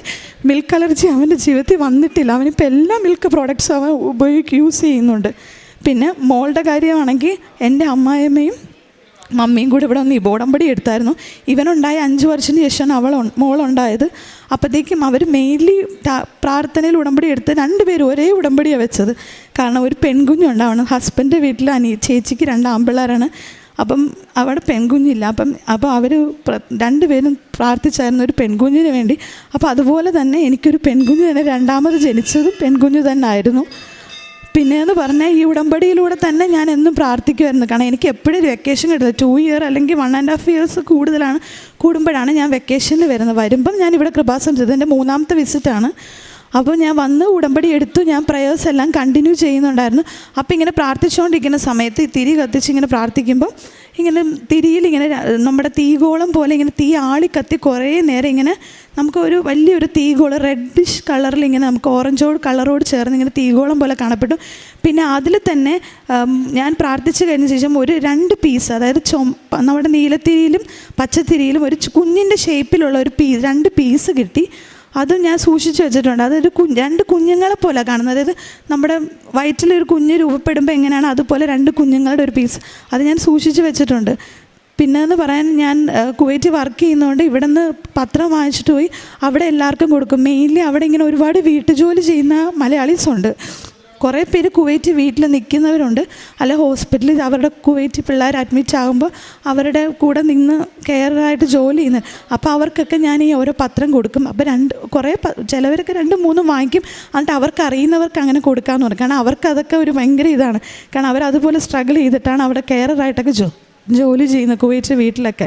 അപ്പോൾ അങ്ങനെ ഞാൻ കൊടുത്തിട്ടുണ്ട്. പിന്നെ ഭക്ഷണം എൻ്റെ കൂടെ വർക്ക് ചെയ്യുന്നവർക്കൊക്കെ ഞാൻ കഴിക്കുന്നതിന് കുറച്ച് കൂടുതൽ ക്വാണ്ടിറ്റി എടുത്ത് ഞാൻ എല്ലാവർക്കും കൊടുക്കും. കാരണം അവിടെ കമ്പനിയൊക്കെ വർക്ക് ചെയ്യുന്ന സ്റ്റാഫ്മാരൊക്കെ എൻ്റെ കൂടെ ഉണ്ട്. അപ്പോൾ അവർക്കൊന്നും ഫുഡൊന്നുമില്ല. കാരണം ഭയങ്കര ബുദ്ധിമുട്ടാണ്. അപ്പം ഞാൻ എൻ്റെ വീട്ടിൽ നിന്ന് ഫുഡ് ഉണ്ടാക്കിയിട്ട് കൊണ്ടുവന്ന് അവർക്കൊക്കെ കൊടുക്കും. പിന്നെ നേർച്ച വസ്തുക്കൾ തൈലമൊക്കെ ഇവിടെ നിന്ന് ഞാൻ പുറത്തുനിന്ന് വാങ്ങിച്ചിട്ട് പോയിട്ട് ഉപ്പും തൈലവും തേനൊക്കെ കൊടുത്തിട്ടുണ്ട്. അതുപോലെ തന്നെ എൻ്റെ ജീവിതത്തിൽ തന്നെ പിള്ളേർക്ക് അവിടുത്തെ ക്ലൈമറ്റ് ചേഞ്ചസ് ഒന്നും എപ്പോഴും അവർക്ക് ചുമയും അങ്ങനെ പനിയൊക്കെ എപ്പോഴും കൂടെ വരും. അപ്പം ഞാൻ ഈ തൈലം പുരട്ടി പ്രത്യക്ഷീകരണ പ്രാർത്ഥനയും വിശ്വാസ പ്രമാണമൊക്കെ ചൊല്ലുമ്പോഴത്തേക്ക് പിറ്റേ ദിവസം ആ പനി, അതായത് 4 hourly 6 hourly പനി നിൽക്കുന്ന പനിയൊക്കെ പെട്ടെന്ന് അതങ്ങ് ഗ്യാപ്പ് വന്ന് ഒരു 8 hourly 12 hourly പോകും. അപ്പോൾ അങ്ങനെ ഒരുപാട് അനുഗ്രഹം എനിക്ക് മാതാവ് വഴി വന്നിട്ടുണ്ട്. പിന്നെ പറയാനായിട്ടാണെങ്കിൽ എൻ്റെ പപ്പയാണെങ്കിൽ സൗദിയിൽ വർക്ക് ചെയ്യുന്നുണ്ട്. പപ്പ ഇങ്ങനെ കമ്പനിയിൽ നിന്ന് ജോലി രാജിവെച്ച് ഇങ്ങനെ വരണമെന്ന് പറഞ്ഞ് ഒരുപാട് സ്ട്രഗിൾ ചെയ്യുന്നു. പക്ഷെ അവർ വിടുന്നില്ല. ഒരു പ്രത്യേകതരം ജോബാണ്. പപ്പ തന്നെ ചെയ്താലേ ആ മെഷീൻ വർക്ക് ആവത്തുള്ളൂ. പക്ഷെ ഞാൻ ഉടമ്പടിയിൽ ഇങ്ങനെ പ്രാർത്ഥിച്ചായിരുന്നു. കാരണം എൻ്റെ പപ്പേനെ എനിക്ക് നാട്ടിൽ വന്ന് കാണണം. കാരണം ഞാൻ 7 വർഷം കൂടുതലായി എൻ്റെ പപ്പയെ കണ്ടിട്ട്. ഇപ്പോൾ ഈ ലീവിന് വന്നിട്ടാണ് ഞാൻ എൻ്റെ പപ്പയെ കാണുന്നത്. കാരണം പപ്പയ്ക്ക് അവിടെ വെച്ച് ഒരുപാട് അസുഖങ്ങൾ വന്നു. അപ്പോൾ പപ്പ നാട്ടിൽ വന്ന് കാണും പറ്റുമെന്ന് പോലും എനിക്കറിയത്തില്ലായിരുന്നു. പക്ഷെ ദൈവകൃപയാൽ ഞാൻ ഈ ലീവിന് വന്നപ്പോൾ പപ്പ വന്നു. 3 മാസമായി. ജൂൺ ആദ്യം വന്നു, ഞാൻ ഓഗസ്റ്റ് ലാസ്റ്റ് വന്നു. അപ്പോഴത്തേക്കും എനിക്ക് വന്ന് പപ്പയെ കണ്ടു. പപ്പേനെ ഞാൻ കൊണ്ടുവന്നിട്ടുണ്ട്. പക്ഷേ വയ്യാതെ അവിടെ അങ്ങനെ ഇരിക്കുവാണ്. എനിക്ക് പപ്പയെ വന്ന് കാണാൻ പറ്റി. അതുപോലെ ഞാൻ ഉടമ്പടി വെച്ച ഓരോരോ നിയോഗങ്ങളും മാതാവ് എനിക്ക് സാധിച്ചു തന്നിട്ടുണ്ട്. ഇനിയും മാതാവിനെ ഞാൻ എൻ്റെ കൂടെ അച്ഛൻ്റെ ധ്യാനം ഞാൻ കൂടുന്നുണ്ട്. പക്ഷേ എനിക്ക് കറക്റ്റ് ടൈമിലൊന്നും കൂടാൻ പറ്റത്തില്ല. കാരണം അവിടെ നമുക്ക് ആ സമയത്ത് ഡ്യൂട്ടി ആയിരിക്കും. പിന്നെ കിട്ടുന്ന സമയത്ത് ഞാനത് കേൾക്കുന്നുണ്ട്. സന്ധ്യാപ്രാർത്ഥന ചൊല്ലുന്നുണ്ട്. പ്രത്യക്ഷീകരണ പ്രാർത്ഥന രാവിലെയും ചൊല്ലി പ്രാർത്ഥിക്കുന്നുണ്ട്. അങ്ങനെ എൻ്റെ ഉടമ്പടി ജീവിതത്തിലൂടെ ഞാൻ ജീവിതം നയിക്കുന്നുണ്ട്. ഇനിയും മാതാവിനെ അങ്ങനെ തന്നെ കൂടെ കൊണ്ട് നടക്കും. കാരണം മാതാവിൻ്റെ ഒരുപാട് കൃപ എനിക്ക് കിട്ടിയിട്ടുണ്ട്. കാരണം മാതാവ് വഴിയാണ് ഞാൻ ഇന്ന് ഇവിടെ വന്ന് എനിക്ക് ഇങ്ങനെ സാക്ഷ്യം പറയാൻ അനുഭവം. മാതാവ് എന്നെ അനുഗ്രഹിച്ചുകൊണ്ട് മാത്രമാണ്. മാതാവിനും ഈശോയ്ക്കും 1000 നന്ദി അർപ്പിക്കുന്നു. പേര് സാബക്കുട്ടി ഡൊമിനിക്. ഞങ്ങൾ ഒരു 34 വർഷമായിട്ട് ഗോവയിലാണ് താമസിക്കുന്നത്. ഞങ്ങളുടെ ആദ്യമായിട്ട് ഉടമ്പടി എടുത്തത് 9th മാർച്ച് 2024 അന്ന് ഞാൻ ഉടമ്പടി എടുക്കാൻ വന്നപ്പോൾ എനിക്ക് അതിഭയങ്കരമായ ചുമയായിരുന്നു. സാധാരണ കോവിഡ് കാലത്തൊക്കെ ആൾക്കാർ ചുമയ്ക്കുന്ന മാതിരി തന്നെയുള്ള യാത്ര ചെയ്യാൻ അല്ലെ എവിടെ പോയാലും ആൾക്കാർ എപ്പോഴും ഞാൻ നോക്കും. പക്ഷെ ഇവിടെ വന്ന് ഞാൻ ഉടമ്പടി എടുത്തു.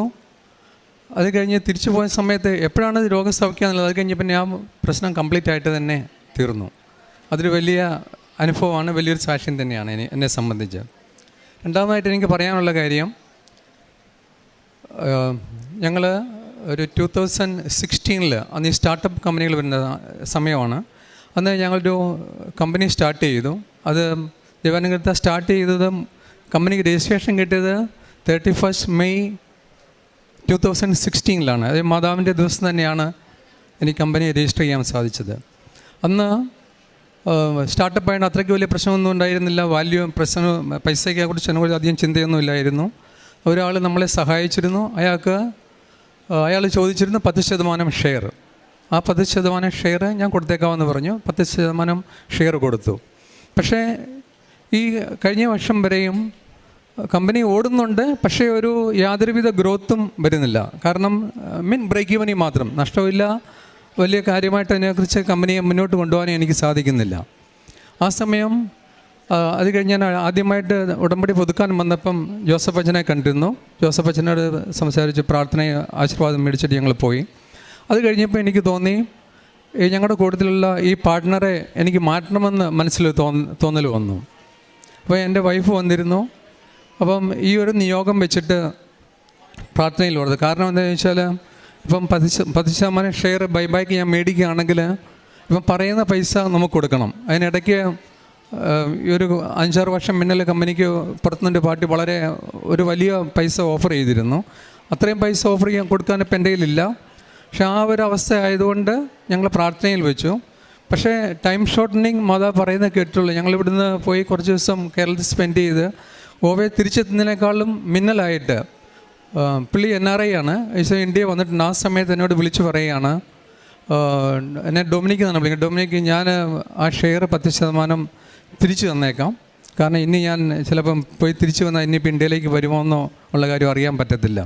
അത് ഒരു ഭയങ്കര എനിക്ക് ആത്മീയമായിട്ടും ചില കാര്യങ്ങൾ, ചില ബന്ധങ്ങൾ, അല്ലെ ചില ആൾക്കാർ നമ്മുടെ കൂടുതൽ നമ്മുടെ ബിസിനസ്സിലുണ്ടെങ്കിൽ ചിലപ്പം നമുക്കൊരു വലിയ ബ്ലോക്കായിരിക്കും. അത് ചിലപ്പോൾ മാറ്റിത്തരാൻ തീരുമാനിച്ച ദൈവത്തിൻ്റെ ഒരു പ്രത്യേക പ്ലാനും പദ്ധതിയായിരുന്നു. പ്രത്യേകിച്ച് ഈ സമയത്താണ് എനിക്ക് അതിനെക്കുറിച്ച് തീരുമാനം. അതായത് നമ്മുടെ ജീവിതത്തിൽ ചിലപ്പം തെറ്റായ ചില ബന്ധങ്ങൾ, ചില പ്രശ്നങ്ങളുണ്ടെങ്കിൽ നമ്മളത് മാറ്റിക്കളയണം. കർത്താവിൻ്റെ കൃപ ആ സമയത്ത് തന്നെയാണ് നമുക്ക് വരുന്നത്. പിന്നെ അടുത്തായിട്ട് സാക്ഷ്യം പറയാനുള്ളത്, ഞങ്ങളുടെ കമ്പനിക്ക് 2 പേറ്റൻ്റ് ഉണ്ട്. പല സ്ഥലത്തും ഈ ചില പ്രൊഡക്റ്റുകൾ പല സ്റ്റീൽ കമ്പനികളും വർക്ക് ചെയ്യുന്നത്. ഞങ്ങൾ വർക്ക് ചെയ്യുന്ന മിക്കവാറും ഇന്ത്യയിലെ പ്രധാനപ്പെട്ട സ്റ്റീൽ കമ്പനികളിലൊക്കെയാണ്. അപ്പോൾ ഈ ഒരു പ്രൊഡക്റ്റ് മിക്ക സ്ഥലത്തും വർക്ക് ചെയ്താണ്. ആ പ്രൊഡക്റ്റ് ഒരു പ്രധാനപ്പെട്ട ഇന്ത്യയിലെ തന്നെ ഏറ്റവും വലിയൊരു പ്രശസ്തമായ സ്റ്റീൽ പ്ലാന്റ് ട്രയൽ എടുക്കാൻ പോയപ്പം അത് അവസാനമായപ്പോൾ വളരെ ഫെയിലായിപ്പോയി. ഞങ്ങൾ ഉദ്ദേശിച്ച റിസൾട്ട് കിട്ടിയില്ല. പക്ഷെ അത് ആ പാടെ ഒരു നാണക്കേടെന്ന് തന്നെ പറയാം. പ്രത്യേകിച്ച് പേറ്റൻ്റ് ഉണ്ട്, എല്ലായിടത്തും പല പബ്ലിസിറ്റി എല്ലാം ചെയ്താണ്. ആ ട്രയൽ സക്സസ് ആയിട്ടില്ല. പക്ഷേ എന്നിരുന്നാലും അവർ പറഞ്ഞു നിങ്ങൾ ഒരു ട്രയലും കൂടെ നടത്തിക്കോളാൻ പറഞ്ഞു. അപ്പോൾ അതിനു വേണ്ടിയിട്ട് കുറച്ച് മെറ്റീരിയൽ സപ്ലൈ ചെയ്തു. ആ പോകുന്ന സമയത്ത് ഞാൻ യൂട്യൂബ് തുറന്നപ്പം വിജയകുമാർ സാറിൻ്റെ ഒരു ടോക്ക് കിട്ടു, മാതാവ് നമുക്ക് വേണ്ടി സംസാരിക്കും. അപ്പം ഞാൻ ഈ പ്രാർത്ഥനയിൽ ഓർത്തുകൊണ്ട് ഞാൻ പോയി, മാതാവ് എനിക്ക് വേണ്ടി സംസാരിക്കണം. ട്രയലെല്ലാം കഴിഞ്ഞു, ട്രയൽ വിജയമായിരുന്നു. പക്ഷേ നമുക്കൊരു അടുത്ത ഓർഡർ കിട്ടാനായിട്ടുള്ള അത്രയ്ക്കും മാത്രം സക്സസ്സും ഇല്ലായിരുന്നു പറയാം. കാരണം എന്നാലും ആ പ്രാർത്ഥനയിൽ ഓർത്ത് മാതാവ് ഈ പ്രൊഡക്റ്റിന് വേണ്ടിയിട്ട് മാതാവ് തന്നെ ഒരു മാർക്കറ്റിംഗ് മാനേജറായിട്ട് സംസാരിക്കണം. പക്ഷേ ഇങ്ങനെ പറഞ്ഞു കഴിഞ്ഞ് ലാസ്റ്റ് അവൻ്റെ ബോസുമായിട്ട് സംസാരിച്ചുകൊണ്ടിരുന്നപ്പോൾ ഒരു പ്രത്യേക ടോപ്പിൽ ഒരു എലമെൻറ്റ് സ്റ്റീലിനകത്ത് നിന്ന് പ്യൂരിഫൈ ചെയ്യുന്ന ഒരു പ്രത്യേക എലമെൻറ്റ് ഇതിൽ നിന്ന് കുറയാൻ പറ്റും എന്നുള്ള കാര്യം ഇങ്ങനെ പറഞ്ഞു തന്നു. അപ്പോൾ അതും ഈ പറയേണ്ട സാധനമായിട്ട് യാതൊരു ബന്ധവുമില്ല. പക്ഷേ എന്നിരുന്നാലും ഈ ഒരു പർട്ടിക്കുലർ ഒരു എലമെൻറ്റിൻ്റെ പേര് ആ സമയം എൻ്റെ വായിൽ നിന്ന് വന്നു പറയാം. പക്ഷെ ആ സമയത്ത് അവർ ചോദിച്ചു ഈ എലമെൻറ്റ് സ്റ്റീലിനകത്ത് മാറ്റാൻ പറ്റുമോ? കാരണം ചില സ്റ്റീൽ പ്ലാന്റ് നമുക്കറിയാൻ പറ്റും, ചില സ്റ്റീലൊക്കെ ഓർഡിനറി സ്റ്റീൽ 10,000-60,000 ടണ്ണൊക്കെ വിലയുള്ളത്. ഈ ചില സ്പെഷ്യൽ സ്റ്റീൽ പ്രൊഡ്യൂസ് ചെയ്യുന്ന 1,50,000 രൂപയൊക്കെ ഒരു ടണ്ണിന് തന്നെ വിലയുള്ള സ്റ്റീലാണ്. പക്ഷേ ഞാൻ പറഞ്ഞത് മാറ്റാൻ കുഴപ്പമൊന്നുമില്ല. അപ്പോൾ അവർ പറഞ്ഞു ഇപ്പോൾ ഇതുവരെയും ലോകത്തിൽ ആരും അങ്ങനെ ചെയ്തിട്ടില്ല, ഇതുവരെയും പ്രൂവ് ചെയ്തിട്ടില്ല, അല്ലെങ്കിൽ ലോകം മുഴുവൻ അറിയുന്നതാണ്. ഞാൻ പറഞ്ഞു കാണിച്ചു തരാമെന്ന് പറഞ്ഞു. ഞാൻ കുറച്ച് മെറ്റീരിയൽ ബാക്കിയുണ്ടായിരുന്നു, അതിട്ട് ട്രയൽ ചെയ്തപ്പം വളരെ വിജയകരമായിട്ട് തന്നെ അത് സക്സസ്സായി. അപ്പോൾ അതിനെക്കുറിച്ച് മുന്നോട്ട് ഞാൻ അങ്ങോട്ട് ചോദിക്കുന്നതിനേക്കാളും നല്ലതായിട്ട് അവർ ഇങ്ങോട്ട് ഞങ്ങൾ എത്രയും പെട്ടെന്ന് തന്നെ അതിനടുത്ത് ഫോർമാലിറ്റീസ് കംപ്ലീറ്റ് ചെയ്ത് ആ ട്രയൽ എടുക്കാമെന്ന് പറഞ്ഞിട്ടുണ്ട്. പള്ളിയിൽ ഞങ്ങളുടെ മലയാളം പള്ളി അടുത്തില്ല, എന്നിരുന്നാലും കൊങ്ങണി പള്ളിയിൽ തന്നെ ഞങ്ങൾ പറ്റാവുന്ന എല്ലാ ദിവസങ്ങളിലും വിശുദ്ധ കുർബാനയെ സംബന്ധിക്കും. ഞങ്ങളെ കഴിയുന്ന എല്ലാവർക്കും ബെസ്ത മാതാവിനെ, കൃപാസന മാതാവിനെ പരിചയപ്പെടുത്തി കൊടുക്കുകയും അനേകർ വന്ന് ഇവിടെ ഉടമ്പടി എടുക്കുകയും സാക്ഷ്യപ്പെടുത്തുകയും ചെയ്തിട്ടുണ്ട്. ഈ ദൈവാനുഗ്രഹത്തിന് ഈശോയ്ക്കും അമ്മ മാതാവിനും പ്രത്യേകം നന്ദി പറഞ്ഞുകൊണ്ട് ഞങ്ങളുടെ സാക്ഷ്യം. പരിശുദ്ധ അമ്മയ്ക്കും തിരുക്കുമാരൻ ഈശോയ്ക്കും ഒരുപാട് നന്ദി പറയുവാൻ വേണ്ടിയിട്ടാണ് ഞാനും എൻ്റെ കുടുംബവും ഇന്നിവിടെ ആയിരിക്കുന്നത്. 2023 ഓഗസ്റ്റ് 28 ഞാൻ ആദ്യമായി ഉടമ്പടി എടുക്കുന്നത്. വളരെ യാദൃശ്ചികമായിട്ടായിരുന്നു അത്. അതിനുശേഷം അതുവരെ വലിയ ചലനങ്ങളൊന്നും ഉണ്ടാവാതിരുന്ന എൻ്റെ ഒരു ഓൺലൈൻ ബിസിനസ് അത്യാവശ്യം തരക്കേടില്ലാത്ത രീതിയിൽ സാമ്പത്തികമായി വരുമാനം ലഭിക്കാൻ തുടങ്ങി. ഞാൻ യാതൊരു വിധത്തിലുള്ള പ്രവർത്തനങ്ങളും ചെയ്യാതെയായിരുന്നു അത്. അപ്പോൾ എൻ്റെ കൂടെയുള്ള സുഹൃത്തുക്കൾ ഉൾപ്പെടെ പറഞ്ഞു, നീ അവിടെ പോയി വന്നതിന് ശേഷമാണ് തീർച്ചയായിട്ടും വീണ്ടും പോകണം എന്ന്. പക്ഷേ എനിക്ക് ഉടമ്പടി പുതുക്കാൻ സാധിച്ചില്ല. വളരെ സൈലൻ്റായിട്ട് എൻ്റെ ഉടമ്പടി ജീവിതം ഞാൻ തുടർന്നു പോന്നു. എല്ലാ ഉടമ്പടി വ്യവസ്ഥകളും പാലിച്ചുകൊണ്ട് തന്നെ ഞാൻ മുന്നോട്ട് പോയി. പക്ഷേ എൻ്റെ വീട്ടുകാർ പോലും ഞാനതൊന്നും പാലിക്കുന്നുണ്ടെന്ന് അറിഞ്ഞിരുന്നില്ല. എൻ്റെ മുകളിലത്തെ മുറിയിൽ എൻ്റെ റൂമിൽ വെച്ച് ഞാൻ ഉടമ്പടി പ്രാർത്ഥന ചൊല്ലും, മെഴുകുതിരി കത്തിച്ച്, അതുപോലെ സഹായന പ്രാർത്ഥന, ഇതൊക്കെ ഞാൻ ചെയ്യുമായിരുന്നു. കാരുണ്യ പ്രവർത്തനം ഞാൻ ചെയ്തത്, ഞാനൊരു അധ്യാപകനാണ്. അപ്പോൾ കുട്ടികളുടെ, എൻ്റെ വിദ്യാർത്ഥികളുടെ അടുത്തായിരുന്നു എൻ്റെ കാരുണ്യ പ്രവർത്തനം കൂടുതൽ. ഒരു അധ്യാപകൻ എന്ന രീതിയിൽ അവരുടെ സംശയങ്ങൾ ദൂരീകരിക്കുക, കൂടുതൽ സമയം അവർക്ക് വേണ്ടി ചെലവഴിക്കുക, കാരുണ്യത്തോടെ അവരോട് പെരുമാറുക, ഇങ്ങനെ ഒരുപാട് മാറ്റങ്ങൾ ഉടമ്പടി എടുത്തതിന് ശേഷം എൻ്റെ അധ്യാപന ജീവിതത്തിൽ ഉണ്ടായിട്ടുണ്ട്. ആ ഒരു ഉടമ്പടി കാലയളവ് തുടർന്നു പോയി. ഞാൻ ഉടമ്പടി 90 ദിവസം കഴിഞ്ഞിട്ടും ഉടമ്പടിയിൽ തന്നെ ജീവിച്ചു. അതിൽ കൂടുതൽ വലിയ അടയാളങ്ങളോ ഒന്നും ആ സമയത്ത് സംഭവിച്ചില്ല. എൻ്റെ യോഗ്യതയിൽ ഞാൻ അപ്പോഴും ഒരു പരിധിവരെ വിശ്വസിച്ചിരുന്നു. എങ്കിലും 2024 മാർച്ച് മാസം 7 ഒരു വലിയ ആപത്ത് എൻ്റെ കുടുംബത്തിന് സംഭവിക്കുകയുണ്ടായി.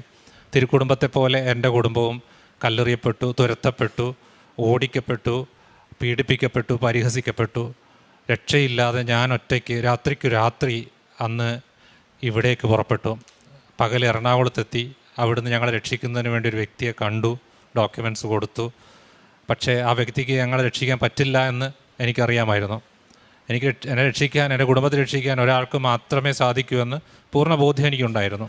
കാരണം ഞാൻ ധ്യാനം കൂടുന്നതാണ്, ഉടമ്പടി ധ്യാനം, സാക്ഷ്യങ്ങൾ കേൾക്കുന്നതാണ്. എൻ്റെ ജീവിതത്തിൽ അടയാളങ്ങളോ അത്ഭുതങ്ങളോ അതുവരെ സംഭവിച്ചിട്ടില്ല പറയത്തക്ക എന്ന് പറയാം. അപ്പോൾ അതുകൊണ്ട് തന്നെ എങ്കിലും എനിക്ക് ഉറപ്പായിരുന്നു എന്നെ രക്ഷിക്കാൻ ഒരാൾക്കേ സാധിക്കൂ. അങ്ങനെ ഞാൻ ആ ദിവസം വൈകുന്നേരം 8 വൈകുന്നേരം കൃപാസനത്തിലെത്തുകയാണ്. പിന്നീട് ഒരു 3 ദിവസത്തോളം ഞാനിവിടെ അഭയം പ്രാപിക്കുകയാണ്. ആ വരുന്ന ദിവസം ഞാൻ ഇവിടെ വന്ന് മാതാവിൻ്റെ മുമ്പിൽ പൊട്ടിക്കരഞ്ഞുകൊണ്ട് അവിടെ പിറകിൽ നിൽക്കുകയായിരുന്നു, പ്രാർത്ഥിക്കുകയായിരുന്നു. അപ്പോൾ ആ സമയത്ത് എനിക്ക് ജീവിതത്തിൽ ആദ്യമായിട്ട് സുഗന്ധാഭിഷേകം ഉണ്ടായി. വലിയ ആശ്വാസം കിട്ടി. ഞാൻ മനസ്സിലാക്കി എൻ്റെ പ്രശ്നങ്ങൾ ഏറ്റെടുത്തു അമ്മ. അതിനുശേഷം തൊട്ടടുത്ത ദിവസം കുർബാനയ്ക്ക് ഞാനിവിടെ പങ്കെടുത്തു. ആ സമയത്ത് വചന പ്രഘോഷണത്തിൻ്റെ സമയത്ത് 2-ാം ദിവസം നിങ്ങളെ ഞാൻ സ്വതന്ത്രരാക്കും, 3-ാം ദിവസം നിങ്ങളെ ഉറപ്പിക്കുമെന്ന വചനം വായിക്കുകയുണ്ടായി. ഞാനത് വിശ്വസിച്ചു. എങ്കിലും സാങ്കേതികമായി അതെങ്ങനെ ശരിയാകും എന്നെനിക്ക് സംശയമായിരുന്നു. കാരണം 2-ാം ദിവസം എന്ന് പറയുന്നത് അത് ശനിയാഴ്ചയാണ്, 2-ാം ദിവസം തിങ്കളാഴ്ചയാണ്, 3-ാം ദിവസം ചൊവ്വാഴ്ചയാണ്. തീർച്ചയായിട്ടും തിങ്കളാഴ്ച ഞങ്ങൾക്കൊരാശ്വാസമായി ഒരു രേഖ ലഭിക്കുമെന്ന് പറഞ്ഞിരുന്നു. അങ്ങനെ അത് ലഭിക്കുമെന്ന് എനിക്ക് ഉറപ്പായിരുന്നു. പക്ഷേ 3-ാം ദിവസത്തെ സാങ്കേതികത്വം എനിക്ക് മനസ്സിലായില്ല. ഞാൻ കരുതി തിങ്കൾ മുതൽ പിന്നെയും 3 ദിവസമായിരിക്കുമെന്നും. അങ്ങനെയൊക്കെ കരുതി ആശ്വസിച്ച് ഞാൻ തിരിച്ചുപോയി. തിങ്കളാഴ്ച വിചാരിച്ചതുപോലെ, അല്ലെങ്കിൽ ഞാൻ മാതാവിൽ ഉറച്ച് വിശ്വസിച്ച പോലെ, ഈശോയിൽ ഉറച്ച് വിശ്വസിച്ചതുപോലെ എനിക്ക് മാതാവ് ആദ്യത്തെ സ്വാതന്ത്ര്യത്തിൻ്റെ രേഖ വാങ്ങിത്തന്നു. ഞാൻ പ്രതീക്ഷിച്ചില്ല ചൊവ്വാഴ്ച ഈ പറഞ്ഞതുപോലെ എൻ്റെ കുടുംബത്തിന് തിരിച്ചു വരാൻ സാധിക്കുന്ന രീതിയിൽ ഞങ്ങളെ ഉയർപ്പിക്കുമെന്ന് പറഞ്ഞ പോലെ ഞങ്ങളുടെ വീട്ടിലേക്ക് ഞങ്ങൾ തിരിച്ചു വന്നു ഞങ്ങളുടെ വീട്ടിലേക്ക്. അതിന് ഈ ഒറ്റ ഒരു സംഭവം തന്നെ ധാരാളമായിരുന്നു അതിൽ വിശ്വസിക്കാൻ. എൻ്റെ പരിശുദ്ധ അമ്മ എൻ്റെ കാര്യത്തിൽ ഇടപെടുന്നുണ്ടെന്ന് വിശ്വസിക്കാൻ. അതിനുശേഷം അങ്ങോട്ട് എൻ്റെ ജീവിതത്തിൽ വലിയ മാറ്റങ്ങളുണ്ടായി. ഞാൻ ഉടമ്പടിയുടെ കാര്യം എൻ്റെ കുടുംബത്തോട് പറഞ്ഞു. ഞാൻ ഉടമ്പടിയിലായിരുന്നു, ഞാനിങ്ങനെ പ്രാർത്ഥിക്കുന്നു, ഇനി നമുക്ക് എല്ലാവർക്കും ഇത് ചെയ്യണം. അങ്ങനെ എൻ്റെ റൂമിലുണ്ടായിരുന്ന മെഴുകുതിരികൾ നമ്മുടെ ലിവിങ് റൂമിലെത്തി. ഞങ്ങളെല്ലാവരും തന്നെ ആ ഉടമ്പടി പ്രാർത്ഥനകൾ ചൊല്ലാൻ തുടങ്ങി. അത് രാവിലെ അമ്മയ്ക്ക് എഴുന്നേറ്റ് ചൊല്ലുക ബുദ്ധിമുട്ടായിരുന്നു, എനിക്കറിയാം അത്. പക്ഷെ ഞാൻ വന്ന് ചൊല്ലും. അമ്മേനെ ചിലപ്പോൾ ഒക്കെ വിളിക്കും. അമ്മ വല്ല ആരോഗ്യ പ്രശ്നങ്ങൾ ആ സമയത്തുണ്ടായിരുന്നു. പക്ഷേ ആ സമയത്ത് കൃത്യമായി ഡെയിലി ബ്രെഡ് എന്ന പ്രാർത്ഥന ജോസഫ് അച്ഛൻ ആരംഭിക്കുന്നു. അങ്ങനെ 5:30 കൃത്യമായി പ്രാർത്ഥന ചൊല്ലുക എന്ന എൻ്റെ ആഗ്രഹം മാതാവ് സാധിച്ചു തരുന്നു.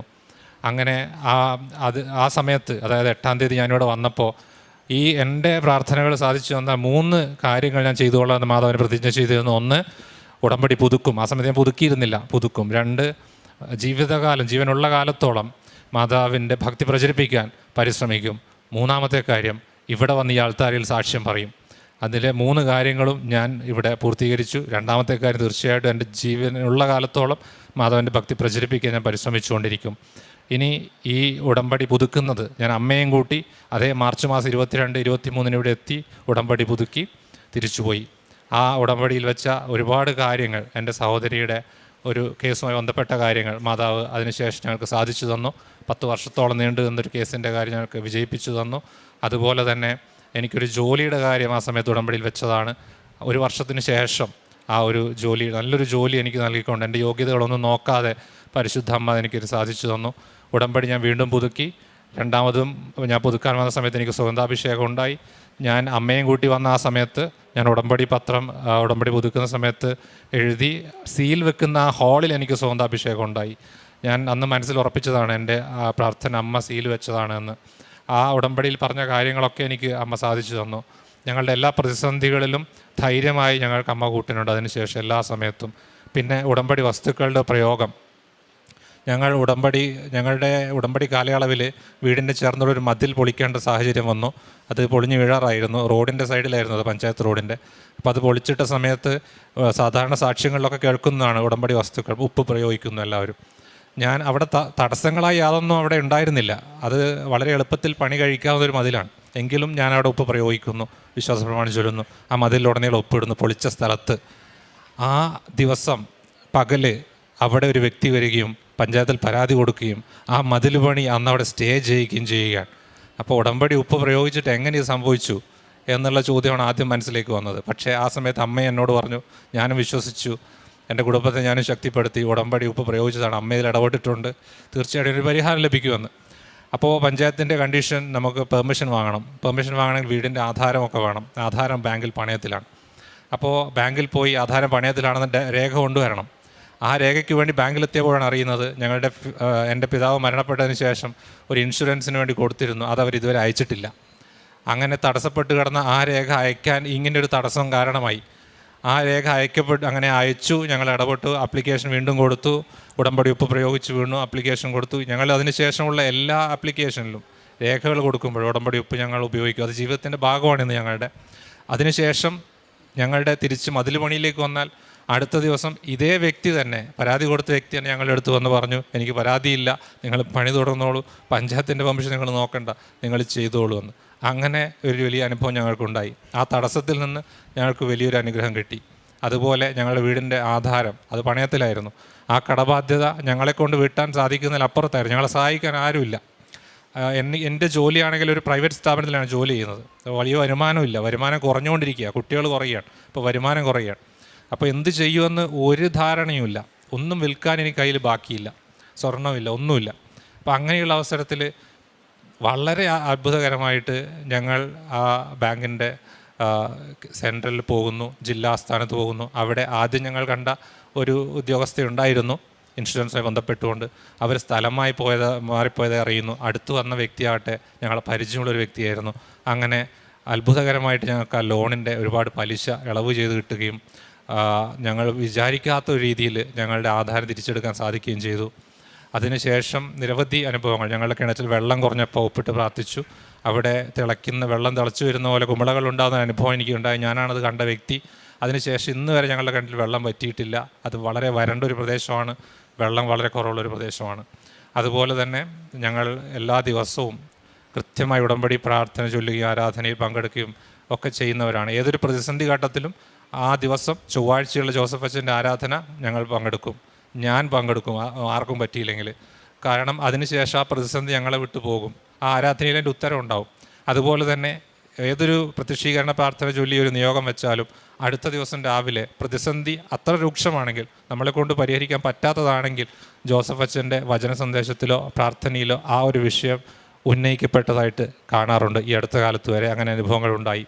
അതുപോലെ തന്നെ എൻ്റെ ഉടമ്പടി കണ്ട് എൻ്റെ സുഹൃത്ത് വർഷങ്ങൾക്ക് ശേഷമാണ് ഉടമ്പടിയിലായിരിക്കും. ആ സുഹൃത്തിനെ ഒരിക്കലും എന്നെ കാണുമെന്ന് കരുതിയതല്ല. വർഷങ്ങൾക്ക് ശേഷമാണ് ആ സുഹൃത്തിനെ ഞാൻ വീണ്ടും കണ്ടുമുട്ടുന്നത്. എൻ്റെ ഉടമ്പടിയിലായിരിക്കുന്ന അവസ്ഥയിൽ എൻ്റെ ഉടമ്പടി കണ്ട് ആ സുഹൃത്ത് ഓൺലൈൻ ഉടമ്പടി എടുത്തു.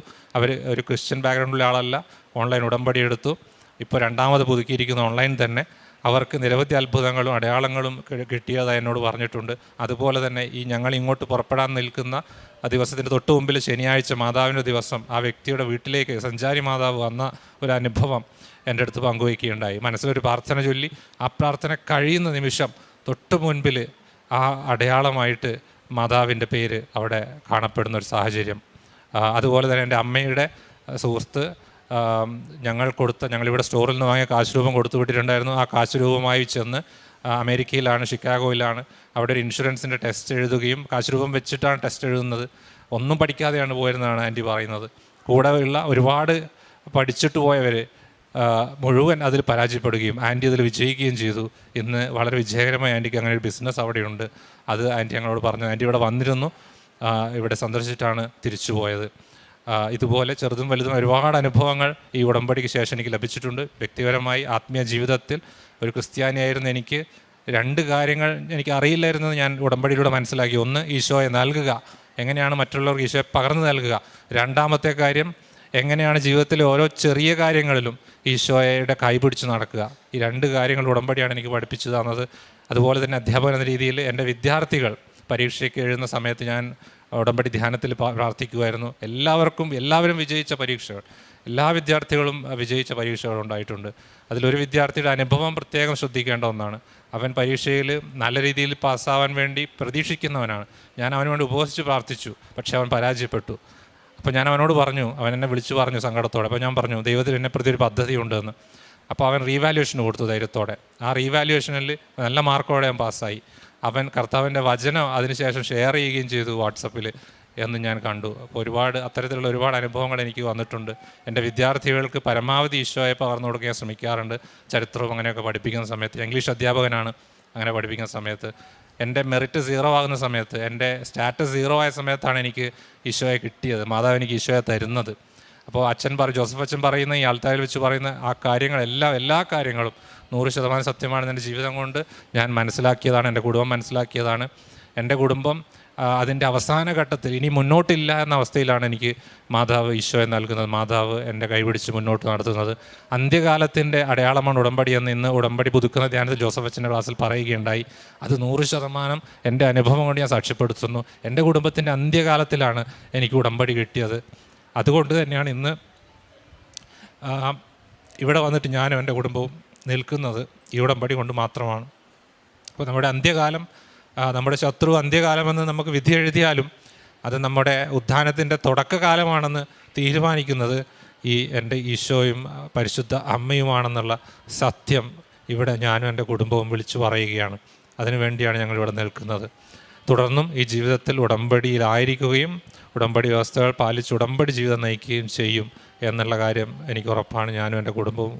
അതുപോലെ തന്നെ എല്ലാ അനുഗ്രഹങ്ങളും ഒരിക്കൽ കൂടി പരിശുദ്ധ അമ്മയ്ക്കും തിരുക്കുമാരൻ ഈശോയ്ക്കും നന്ദി പറയുന്നു. ആത്മീയമായ വളർച്ച ഈ നടയിൽ എനിക്ക് ഒരുപാടുണ്ടായി. ബൈബിൾ വായന, അതുപോലെ തന്നെ കാരുണ്യ പ്രവർത്തികൾ, ആശുപത്രികൾ സന്ദർശിക്കുക. ഞങ്ങളുടെ അവിടെ ഒരു മാനസികാരോഗ്യ കേന്ദ്രമുണ്ട്, ഒരു ഹോളി മൗണ്ട് എന്ന് പറഞ്ഞിട്ട്. അവിടെ രോഗികളെ കാണുക, അവർക്ക് വേണ്ട ആവശ്യങ്ങൾ നടത്തി കൊടുക്കുക, ചെരുപ്പുകൾ വാങ്ങിക്കൊടുക്കുക, ഭക്ഷണം വാങ്ങിക്കൊടുക്കുക, ഇതൊക്കെ ഞങ്ങൾ ചെയ്തു. ഞങ്ങളെ കൊണ്ടാകുന്നതല്ല ഇതൊന്നും. സാമ്പത്തികമായി ഞങ്ങൾ വളരെ തകർന്ന അവസ്ഥയിലായിരുന്നു. എങ്കിലും ഇതൊക്കെ ഞങ്ങൾക്ക് സാധിച്ചു. ഞങ്ങളെക്കൊണ്ട് പറ്റാത്തത് മറ്റുള്ളവരോട് പറഞ്ഞിട്ടെങ്കിലും ഞങ്ങൾ വാങ്ങിക്കൊടുത്തു. അതുപോലെ തന്നെ പത്രപ്രവേശന പ്രവർത്തനം അത് നിരന്തരമായി ചെയ്തുകൊണ്ടിരിക്കുന്നു. അക്രൈസ്തവരുടെ ഇടയിൽ ചെയ്തുകൊണ്ടിരിക്കുന്നു. കിട്ടുന്ന പത്രം സ്കാൻ ചെയ്ത് PDF ആക്കി എൻ്റെ ബ്ലോഗിൽ ഞാൻ പബ്ലിഷ് ചെയ്യാറുണ്ട്. അതുപോലെ തന്നെ ഇവിടെ നിന്ന് കിട്ടിയ അനുഭവങ്ങളെക്കുറിച്ച് ഞാൻ എഴുതാറുണ്ട് എൻ്റെ ബ്ലോഗിൽ. അപ്പോൾ അതുപോലെ തന്നെ ഒരിക്കൽ എനിക്ക് 4 ദിവസത്തെ ഒരു വേദപാഠ അധ്യാപകരുടെ ധ്യാനത്തിന് പങ്കെടുക്കാൻ സാധിച്ചു. ഉടമ്പടിയിലായിരിക്കെ തന്നെ വേദപാഠ അധ്യാപകനായിട്ട് എനിക്ക് കൂടുതൽ ആത്മാർത്ഥയോടെ ജോലി ചെയ്യാൻ സാധിച്ചു. ഉടമ്പടിയിലായിരിക്കുന്നതിൻ്റെ ഒറ്റ കോൺഫിഡൻസിൻ്റെ പുറത്താണ് ഞാൻ വേദപാഠ അധ്യാപകൻ്റെ സ്ഥാനം ഏറ്റെടുത്തത്. പണ്ടൊരിക്കലും അവസരം എനിക്ക് വന്നതാണ്. അന്ന് ഞാനത് നിരസിച്ചതാണ്, കാരണം എനിക്ക് കോൺഫിഡൻസ് ഇല്ലായിരുന്നു. പക്ഷേ ഇപ്പോൾ കോൺഫിഡൻസ് ഉണ്ട്, കാരണം അമ്മയുണ്ട് കൂടെ. അങ്ങനെ ഞാനത് ചെയ്തു. അതുപോലെ ധ്യാനത്തിന് പങ്കെടുത്തു. ധ്യാന ഗുരുക്കന്മാർ ചിലരൊക്കെ പറയും എന്തിനാണ് കൃപാസനത്തിൽ പോകുന്നതെന്നൊക്കെ. ക്രിസ്തീയ ജീവിതത്തിൽ യേശു പോരെ എന്നൊക്കെ ചോദിച്ചു. അപ്പം ഞാൻ പറഞ്ഞില്ല. ഞാൻ എൻ്റെ മനസ്സിൽ മാതാവ് ചെയ്ത പോലെ, അച്ഛൻ പറയുന്ന പോലെ എൻ്റെ ഹൃദയത്തിൽ സംഗ്രഹിച്ചു. തിരിച്ചു വന്ന് ഞാൻ അതിനെക്കുറിച്ച് എഴുതി. എന്താണ് ക്രിസ്തീയ ജീവിതത്തിൽ കൃപാസനത്തിൻ്റെ സ്പേസ് എന്താണ്? എൻ്റെ ബ്ലോഗിൽ അത് ഞാൻ പബ്ലിഷ് ചെയ്തിട്ടുണ്ട്. അത് കുറേ പേര് വായിച്ചിട്ടുണ്ട്. ഇംഗ്ലീഷിലാണുള്ളത്. അപ്പോൾ അതുവഴി ഞാൻ പ്രേക്ഷിത പ്രവർത്തനം ചെയ്യാറുണ്ട്. സ്റ്റാറ്റസ് ആയിട്ട് ഡെയിലി ബ്രെഡ് പ്രെയറും സാക്ഷ്യങ്ങളും ഞാൻ ഇടാറുണ്ട്. അങ്ങനെ എന്നെക്കൊണ്ട് പറ്റുന്ന രീതിയിൽ സവിശേഷമായിട്ട് വിശേഷവിധി എന്ത് ചെയ്തു എന്ന് ചോദിച്ചല്ലോ കർത്താവ്, അച്ഛൻ പറയുന്നുണ്ടല്ലോ ഇടയ്ക്ക്. അതുപോലെ വിശേഷവിധി എന്ത് ചെയ്യുന്നു എപ്പോഴും ഞാൻ ആലോചിച്ചുകൊണ്ടിരിക്കും. കാരണം അങ്ങനെ ചെയ്യുമ്പോൾ കൂടുതൽ അനുഗ്രഹം കിട്ടുന്നതായിട്ട് എനിക്ക് ഫീൽ ചെയ്തിട്ടുണ്ട്. കാരണം അപ്പോൾ നമ്മൾ കൂടുതൽ ഉണർന്ന് പ്രവർത്തിക്കുമെന്ന് തോന്നുന്നു. അങ്ങനെ മെറിറ്റ് 0 ആയ അവസ്ഥയിൽ, അതായത് എൻ്റെ ജോലി ഒരു പ്രൈവറ്റ് സ്ഥാപനത്തിലായിരുന്നു, അവിടെ കുട്ടികൾ കുറഞ്ഞു, വരുമാനം കുറഞ്ഞു. ഞാൻ ഒരു MA ഇംഗ്ലീഷ് ഉള്ള ആളാണ്, നെറ്റുണ്ട്, UGC നെറ്റുണ്ട്, 13 പുസ്തകങ്ങൾ എഴുതിയിട്ടുണ്ട്. അതിൽ ചില പുസ്തകങ്ങളൊക്കെ സ്കോളേഴ്സ് പഠിക്കുകയൊക്കെ ചെയ്യുന്നുണ്ട്. പക്ഷേ കാര്യമില്ല, ഒരു കാര്യമില്ല. എൻ്റെ മാസ വരുമാനം വളരെ തുച്ഛമായിരുന്നു, പരാജയമായിരുന്നു ജീവിതത്തിൽ. എല്ലാം തകർന്നൊരവസ്ഥയിലാണ് ഞാൻ നിൽക്കുന്നത്. അങ്ങനെ നിൽക്കുമ്പോഴാണ് എൻ്റെ കയ്യിലേക്ക് മാതാവ് കൈപിടിച്ച് ഉയർത്തുന്നത് തന്നെ. എൻ്റെ കയ്യിലേക്ക് കൈവച്ച് പരിശുദ്ധമ്മൻ ഉയർത്തുകയായിരുന്നു. അതിനുശേഷമാണ് ഈ പറയുന്ന മാറ്റങ്ങളൊക്കെ എനിക്ക് ഉണ്ടാകുന്നത്. എൻ്റെ ജീവിതത്തിൽ ഇന്ന് ഞാനിവിടെ നിൽക്കുന്നുണ്ടെങ്കിൽ ഞാനും എൻ്റെ കുടുംബവും ഇന്ന് അനുഭവിക്കുന്ന ആനന്ദം, അത് ഒരു സ്വർഗീയ ആനന്ദത്തിൻ്റെ ഒരു ഫോർടേസ്റ്റാണ്, ഒരു മുന്നാസ്വാദനം തന്നെയാണ്. ഒരു സംശയമില്ല അക്കാര്യത്തിൽ. ഞാനിന്ന് അനുഭവിക്കുന്ന സന്തോഷം എന്ന് പറയുന്നത് അത് വാക്കുകൾ കൊണ്ട് പറയാൻ പറ്റില്ല. ജോലി തന്നു എനിക്ക് അമ്മ, എൻ്റെ യോഗ്യതയൊന്നും നോക്കിയിട്ടല്ല, CV അയച്ച് ടിപ്പ് ടോപ്പിൽ ഇൻ്റർവ്യൂവിന് പോയിട്ടുമല്ല, അത് മാതാവ് കൊണ്ടു തന്നതാണ്. യോഗ്യതയൊന്നും നോക്കിയിട്ടല്ല, അത് പ്രത്യേകം ഞാൻ പറയുകയാണ്. യോഗ്യത നോക്കിയിട്ടുള്ള ജോലിയല്ല, യോഗ്യതയ്ക്ക് അപ്പുറത്താണോ അല്ലെങ്കിൽ യോഗ്യതയ്ക്ക് ഇപ്പുറത്താണോ ഞാൻ ചിന്തിച്ചിട്ടുമില്ല. പരിശുദ്ധ അമ്മ തന്നതാണ്, ബാക്കിയുള്ളത് അമ്മ നോക്കിക്കോളും എന്ന ഉറപ്പിൻ്റെ പുറത്ത് ഞാൻ ആ ജോലിയിലേക്ക് പ്രവേശിക്കുകയാണ്. വരുന്ന ആഴ്ചകളിൽ അമ്മ എനിക്ക് വേണ്ടി മധ്യസ്ഥം വഹിക്കുമെന്ന് ഉറച്ച വിശ്വാസമുണ്ട്. എല്ലാവരും എനിക്ക് എൻ്റെ കുടുംബത്തിന് വേണ്ടി പ്രാർത്ഥിക്കണം. നിങ്ങൾ ഒരിക്കലും തളർന്നു പോകരുത്. ഇവിടെ ആരെങ്കിലുമൊക്കെ ജോസഫ് അച്ഛൻ്റെ വാക്കുകൾ കേൾക്കുമ്പോൾ നടക്കുമോ എന്ന് ലോജിക്കലി ചിന്തിക്കുന്നുണ്ടെങ്കിൽ, ഞാൻ അന്നിവിടെ 8-ാം തീയതി വന്നിട്ട് ഞാൻ ഉറപ്പിച്ചതാണ് ഇത് സാക്ഷ്യത്തിൽ പറയുമെന്ന്. അതായത് ജോസഫ് അച്ഛൻ ഇവിടെ പറയുന്ന ഓരോ കാര്യങ്ങളും 100% സത്യങ്ങളാണ്. അത് നിങ്ങൾ ഏത് സയൻസ് വെച്ച് പരിശോധിച്ചോളൂ, അല്ലെങ്കിൽ ഏത് ലോജിക്ക് വെച്ച് പരിശോധിച്ചോളൂ, സത്യങ്ങളാണത്. അത് ജീവിത അനുഭവം കൊണ്ട് മനസ്സിലാക്കിയ ആളാണ് ഞാൻ. എനിക്ക് ഒരുപാട് പറയാനുണ്ട്, പക്ഷേ സമയമില്ല. അതുകൊണ്ട് ഇത്രയും പറഞ്ഞുകൊണ്ട് എൻ്റെ സാക്ഷിയോടെ അവസാനിപ്പിക്കുകയാണ്. പരിശുദ്ധമായ തിരുക്കുമാരൻ ഒരുപാട് നന്ദി. Praise the Lord. ഞാനും എൻ്റെ കുടുംബവും കർത്താവിൻ്റെ നാമത്തെ വാഴ്ത്തുന്നു, മഹത്വപ്പെടുത്തുന്നു.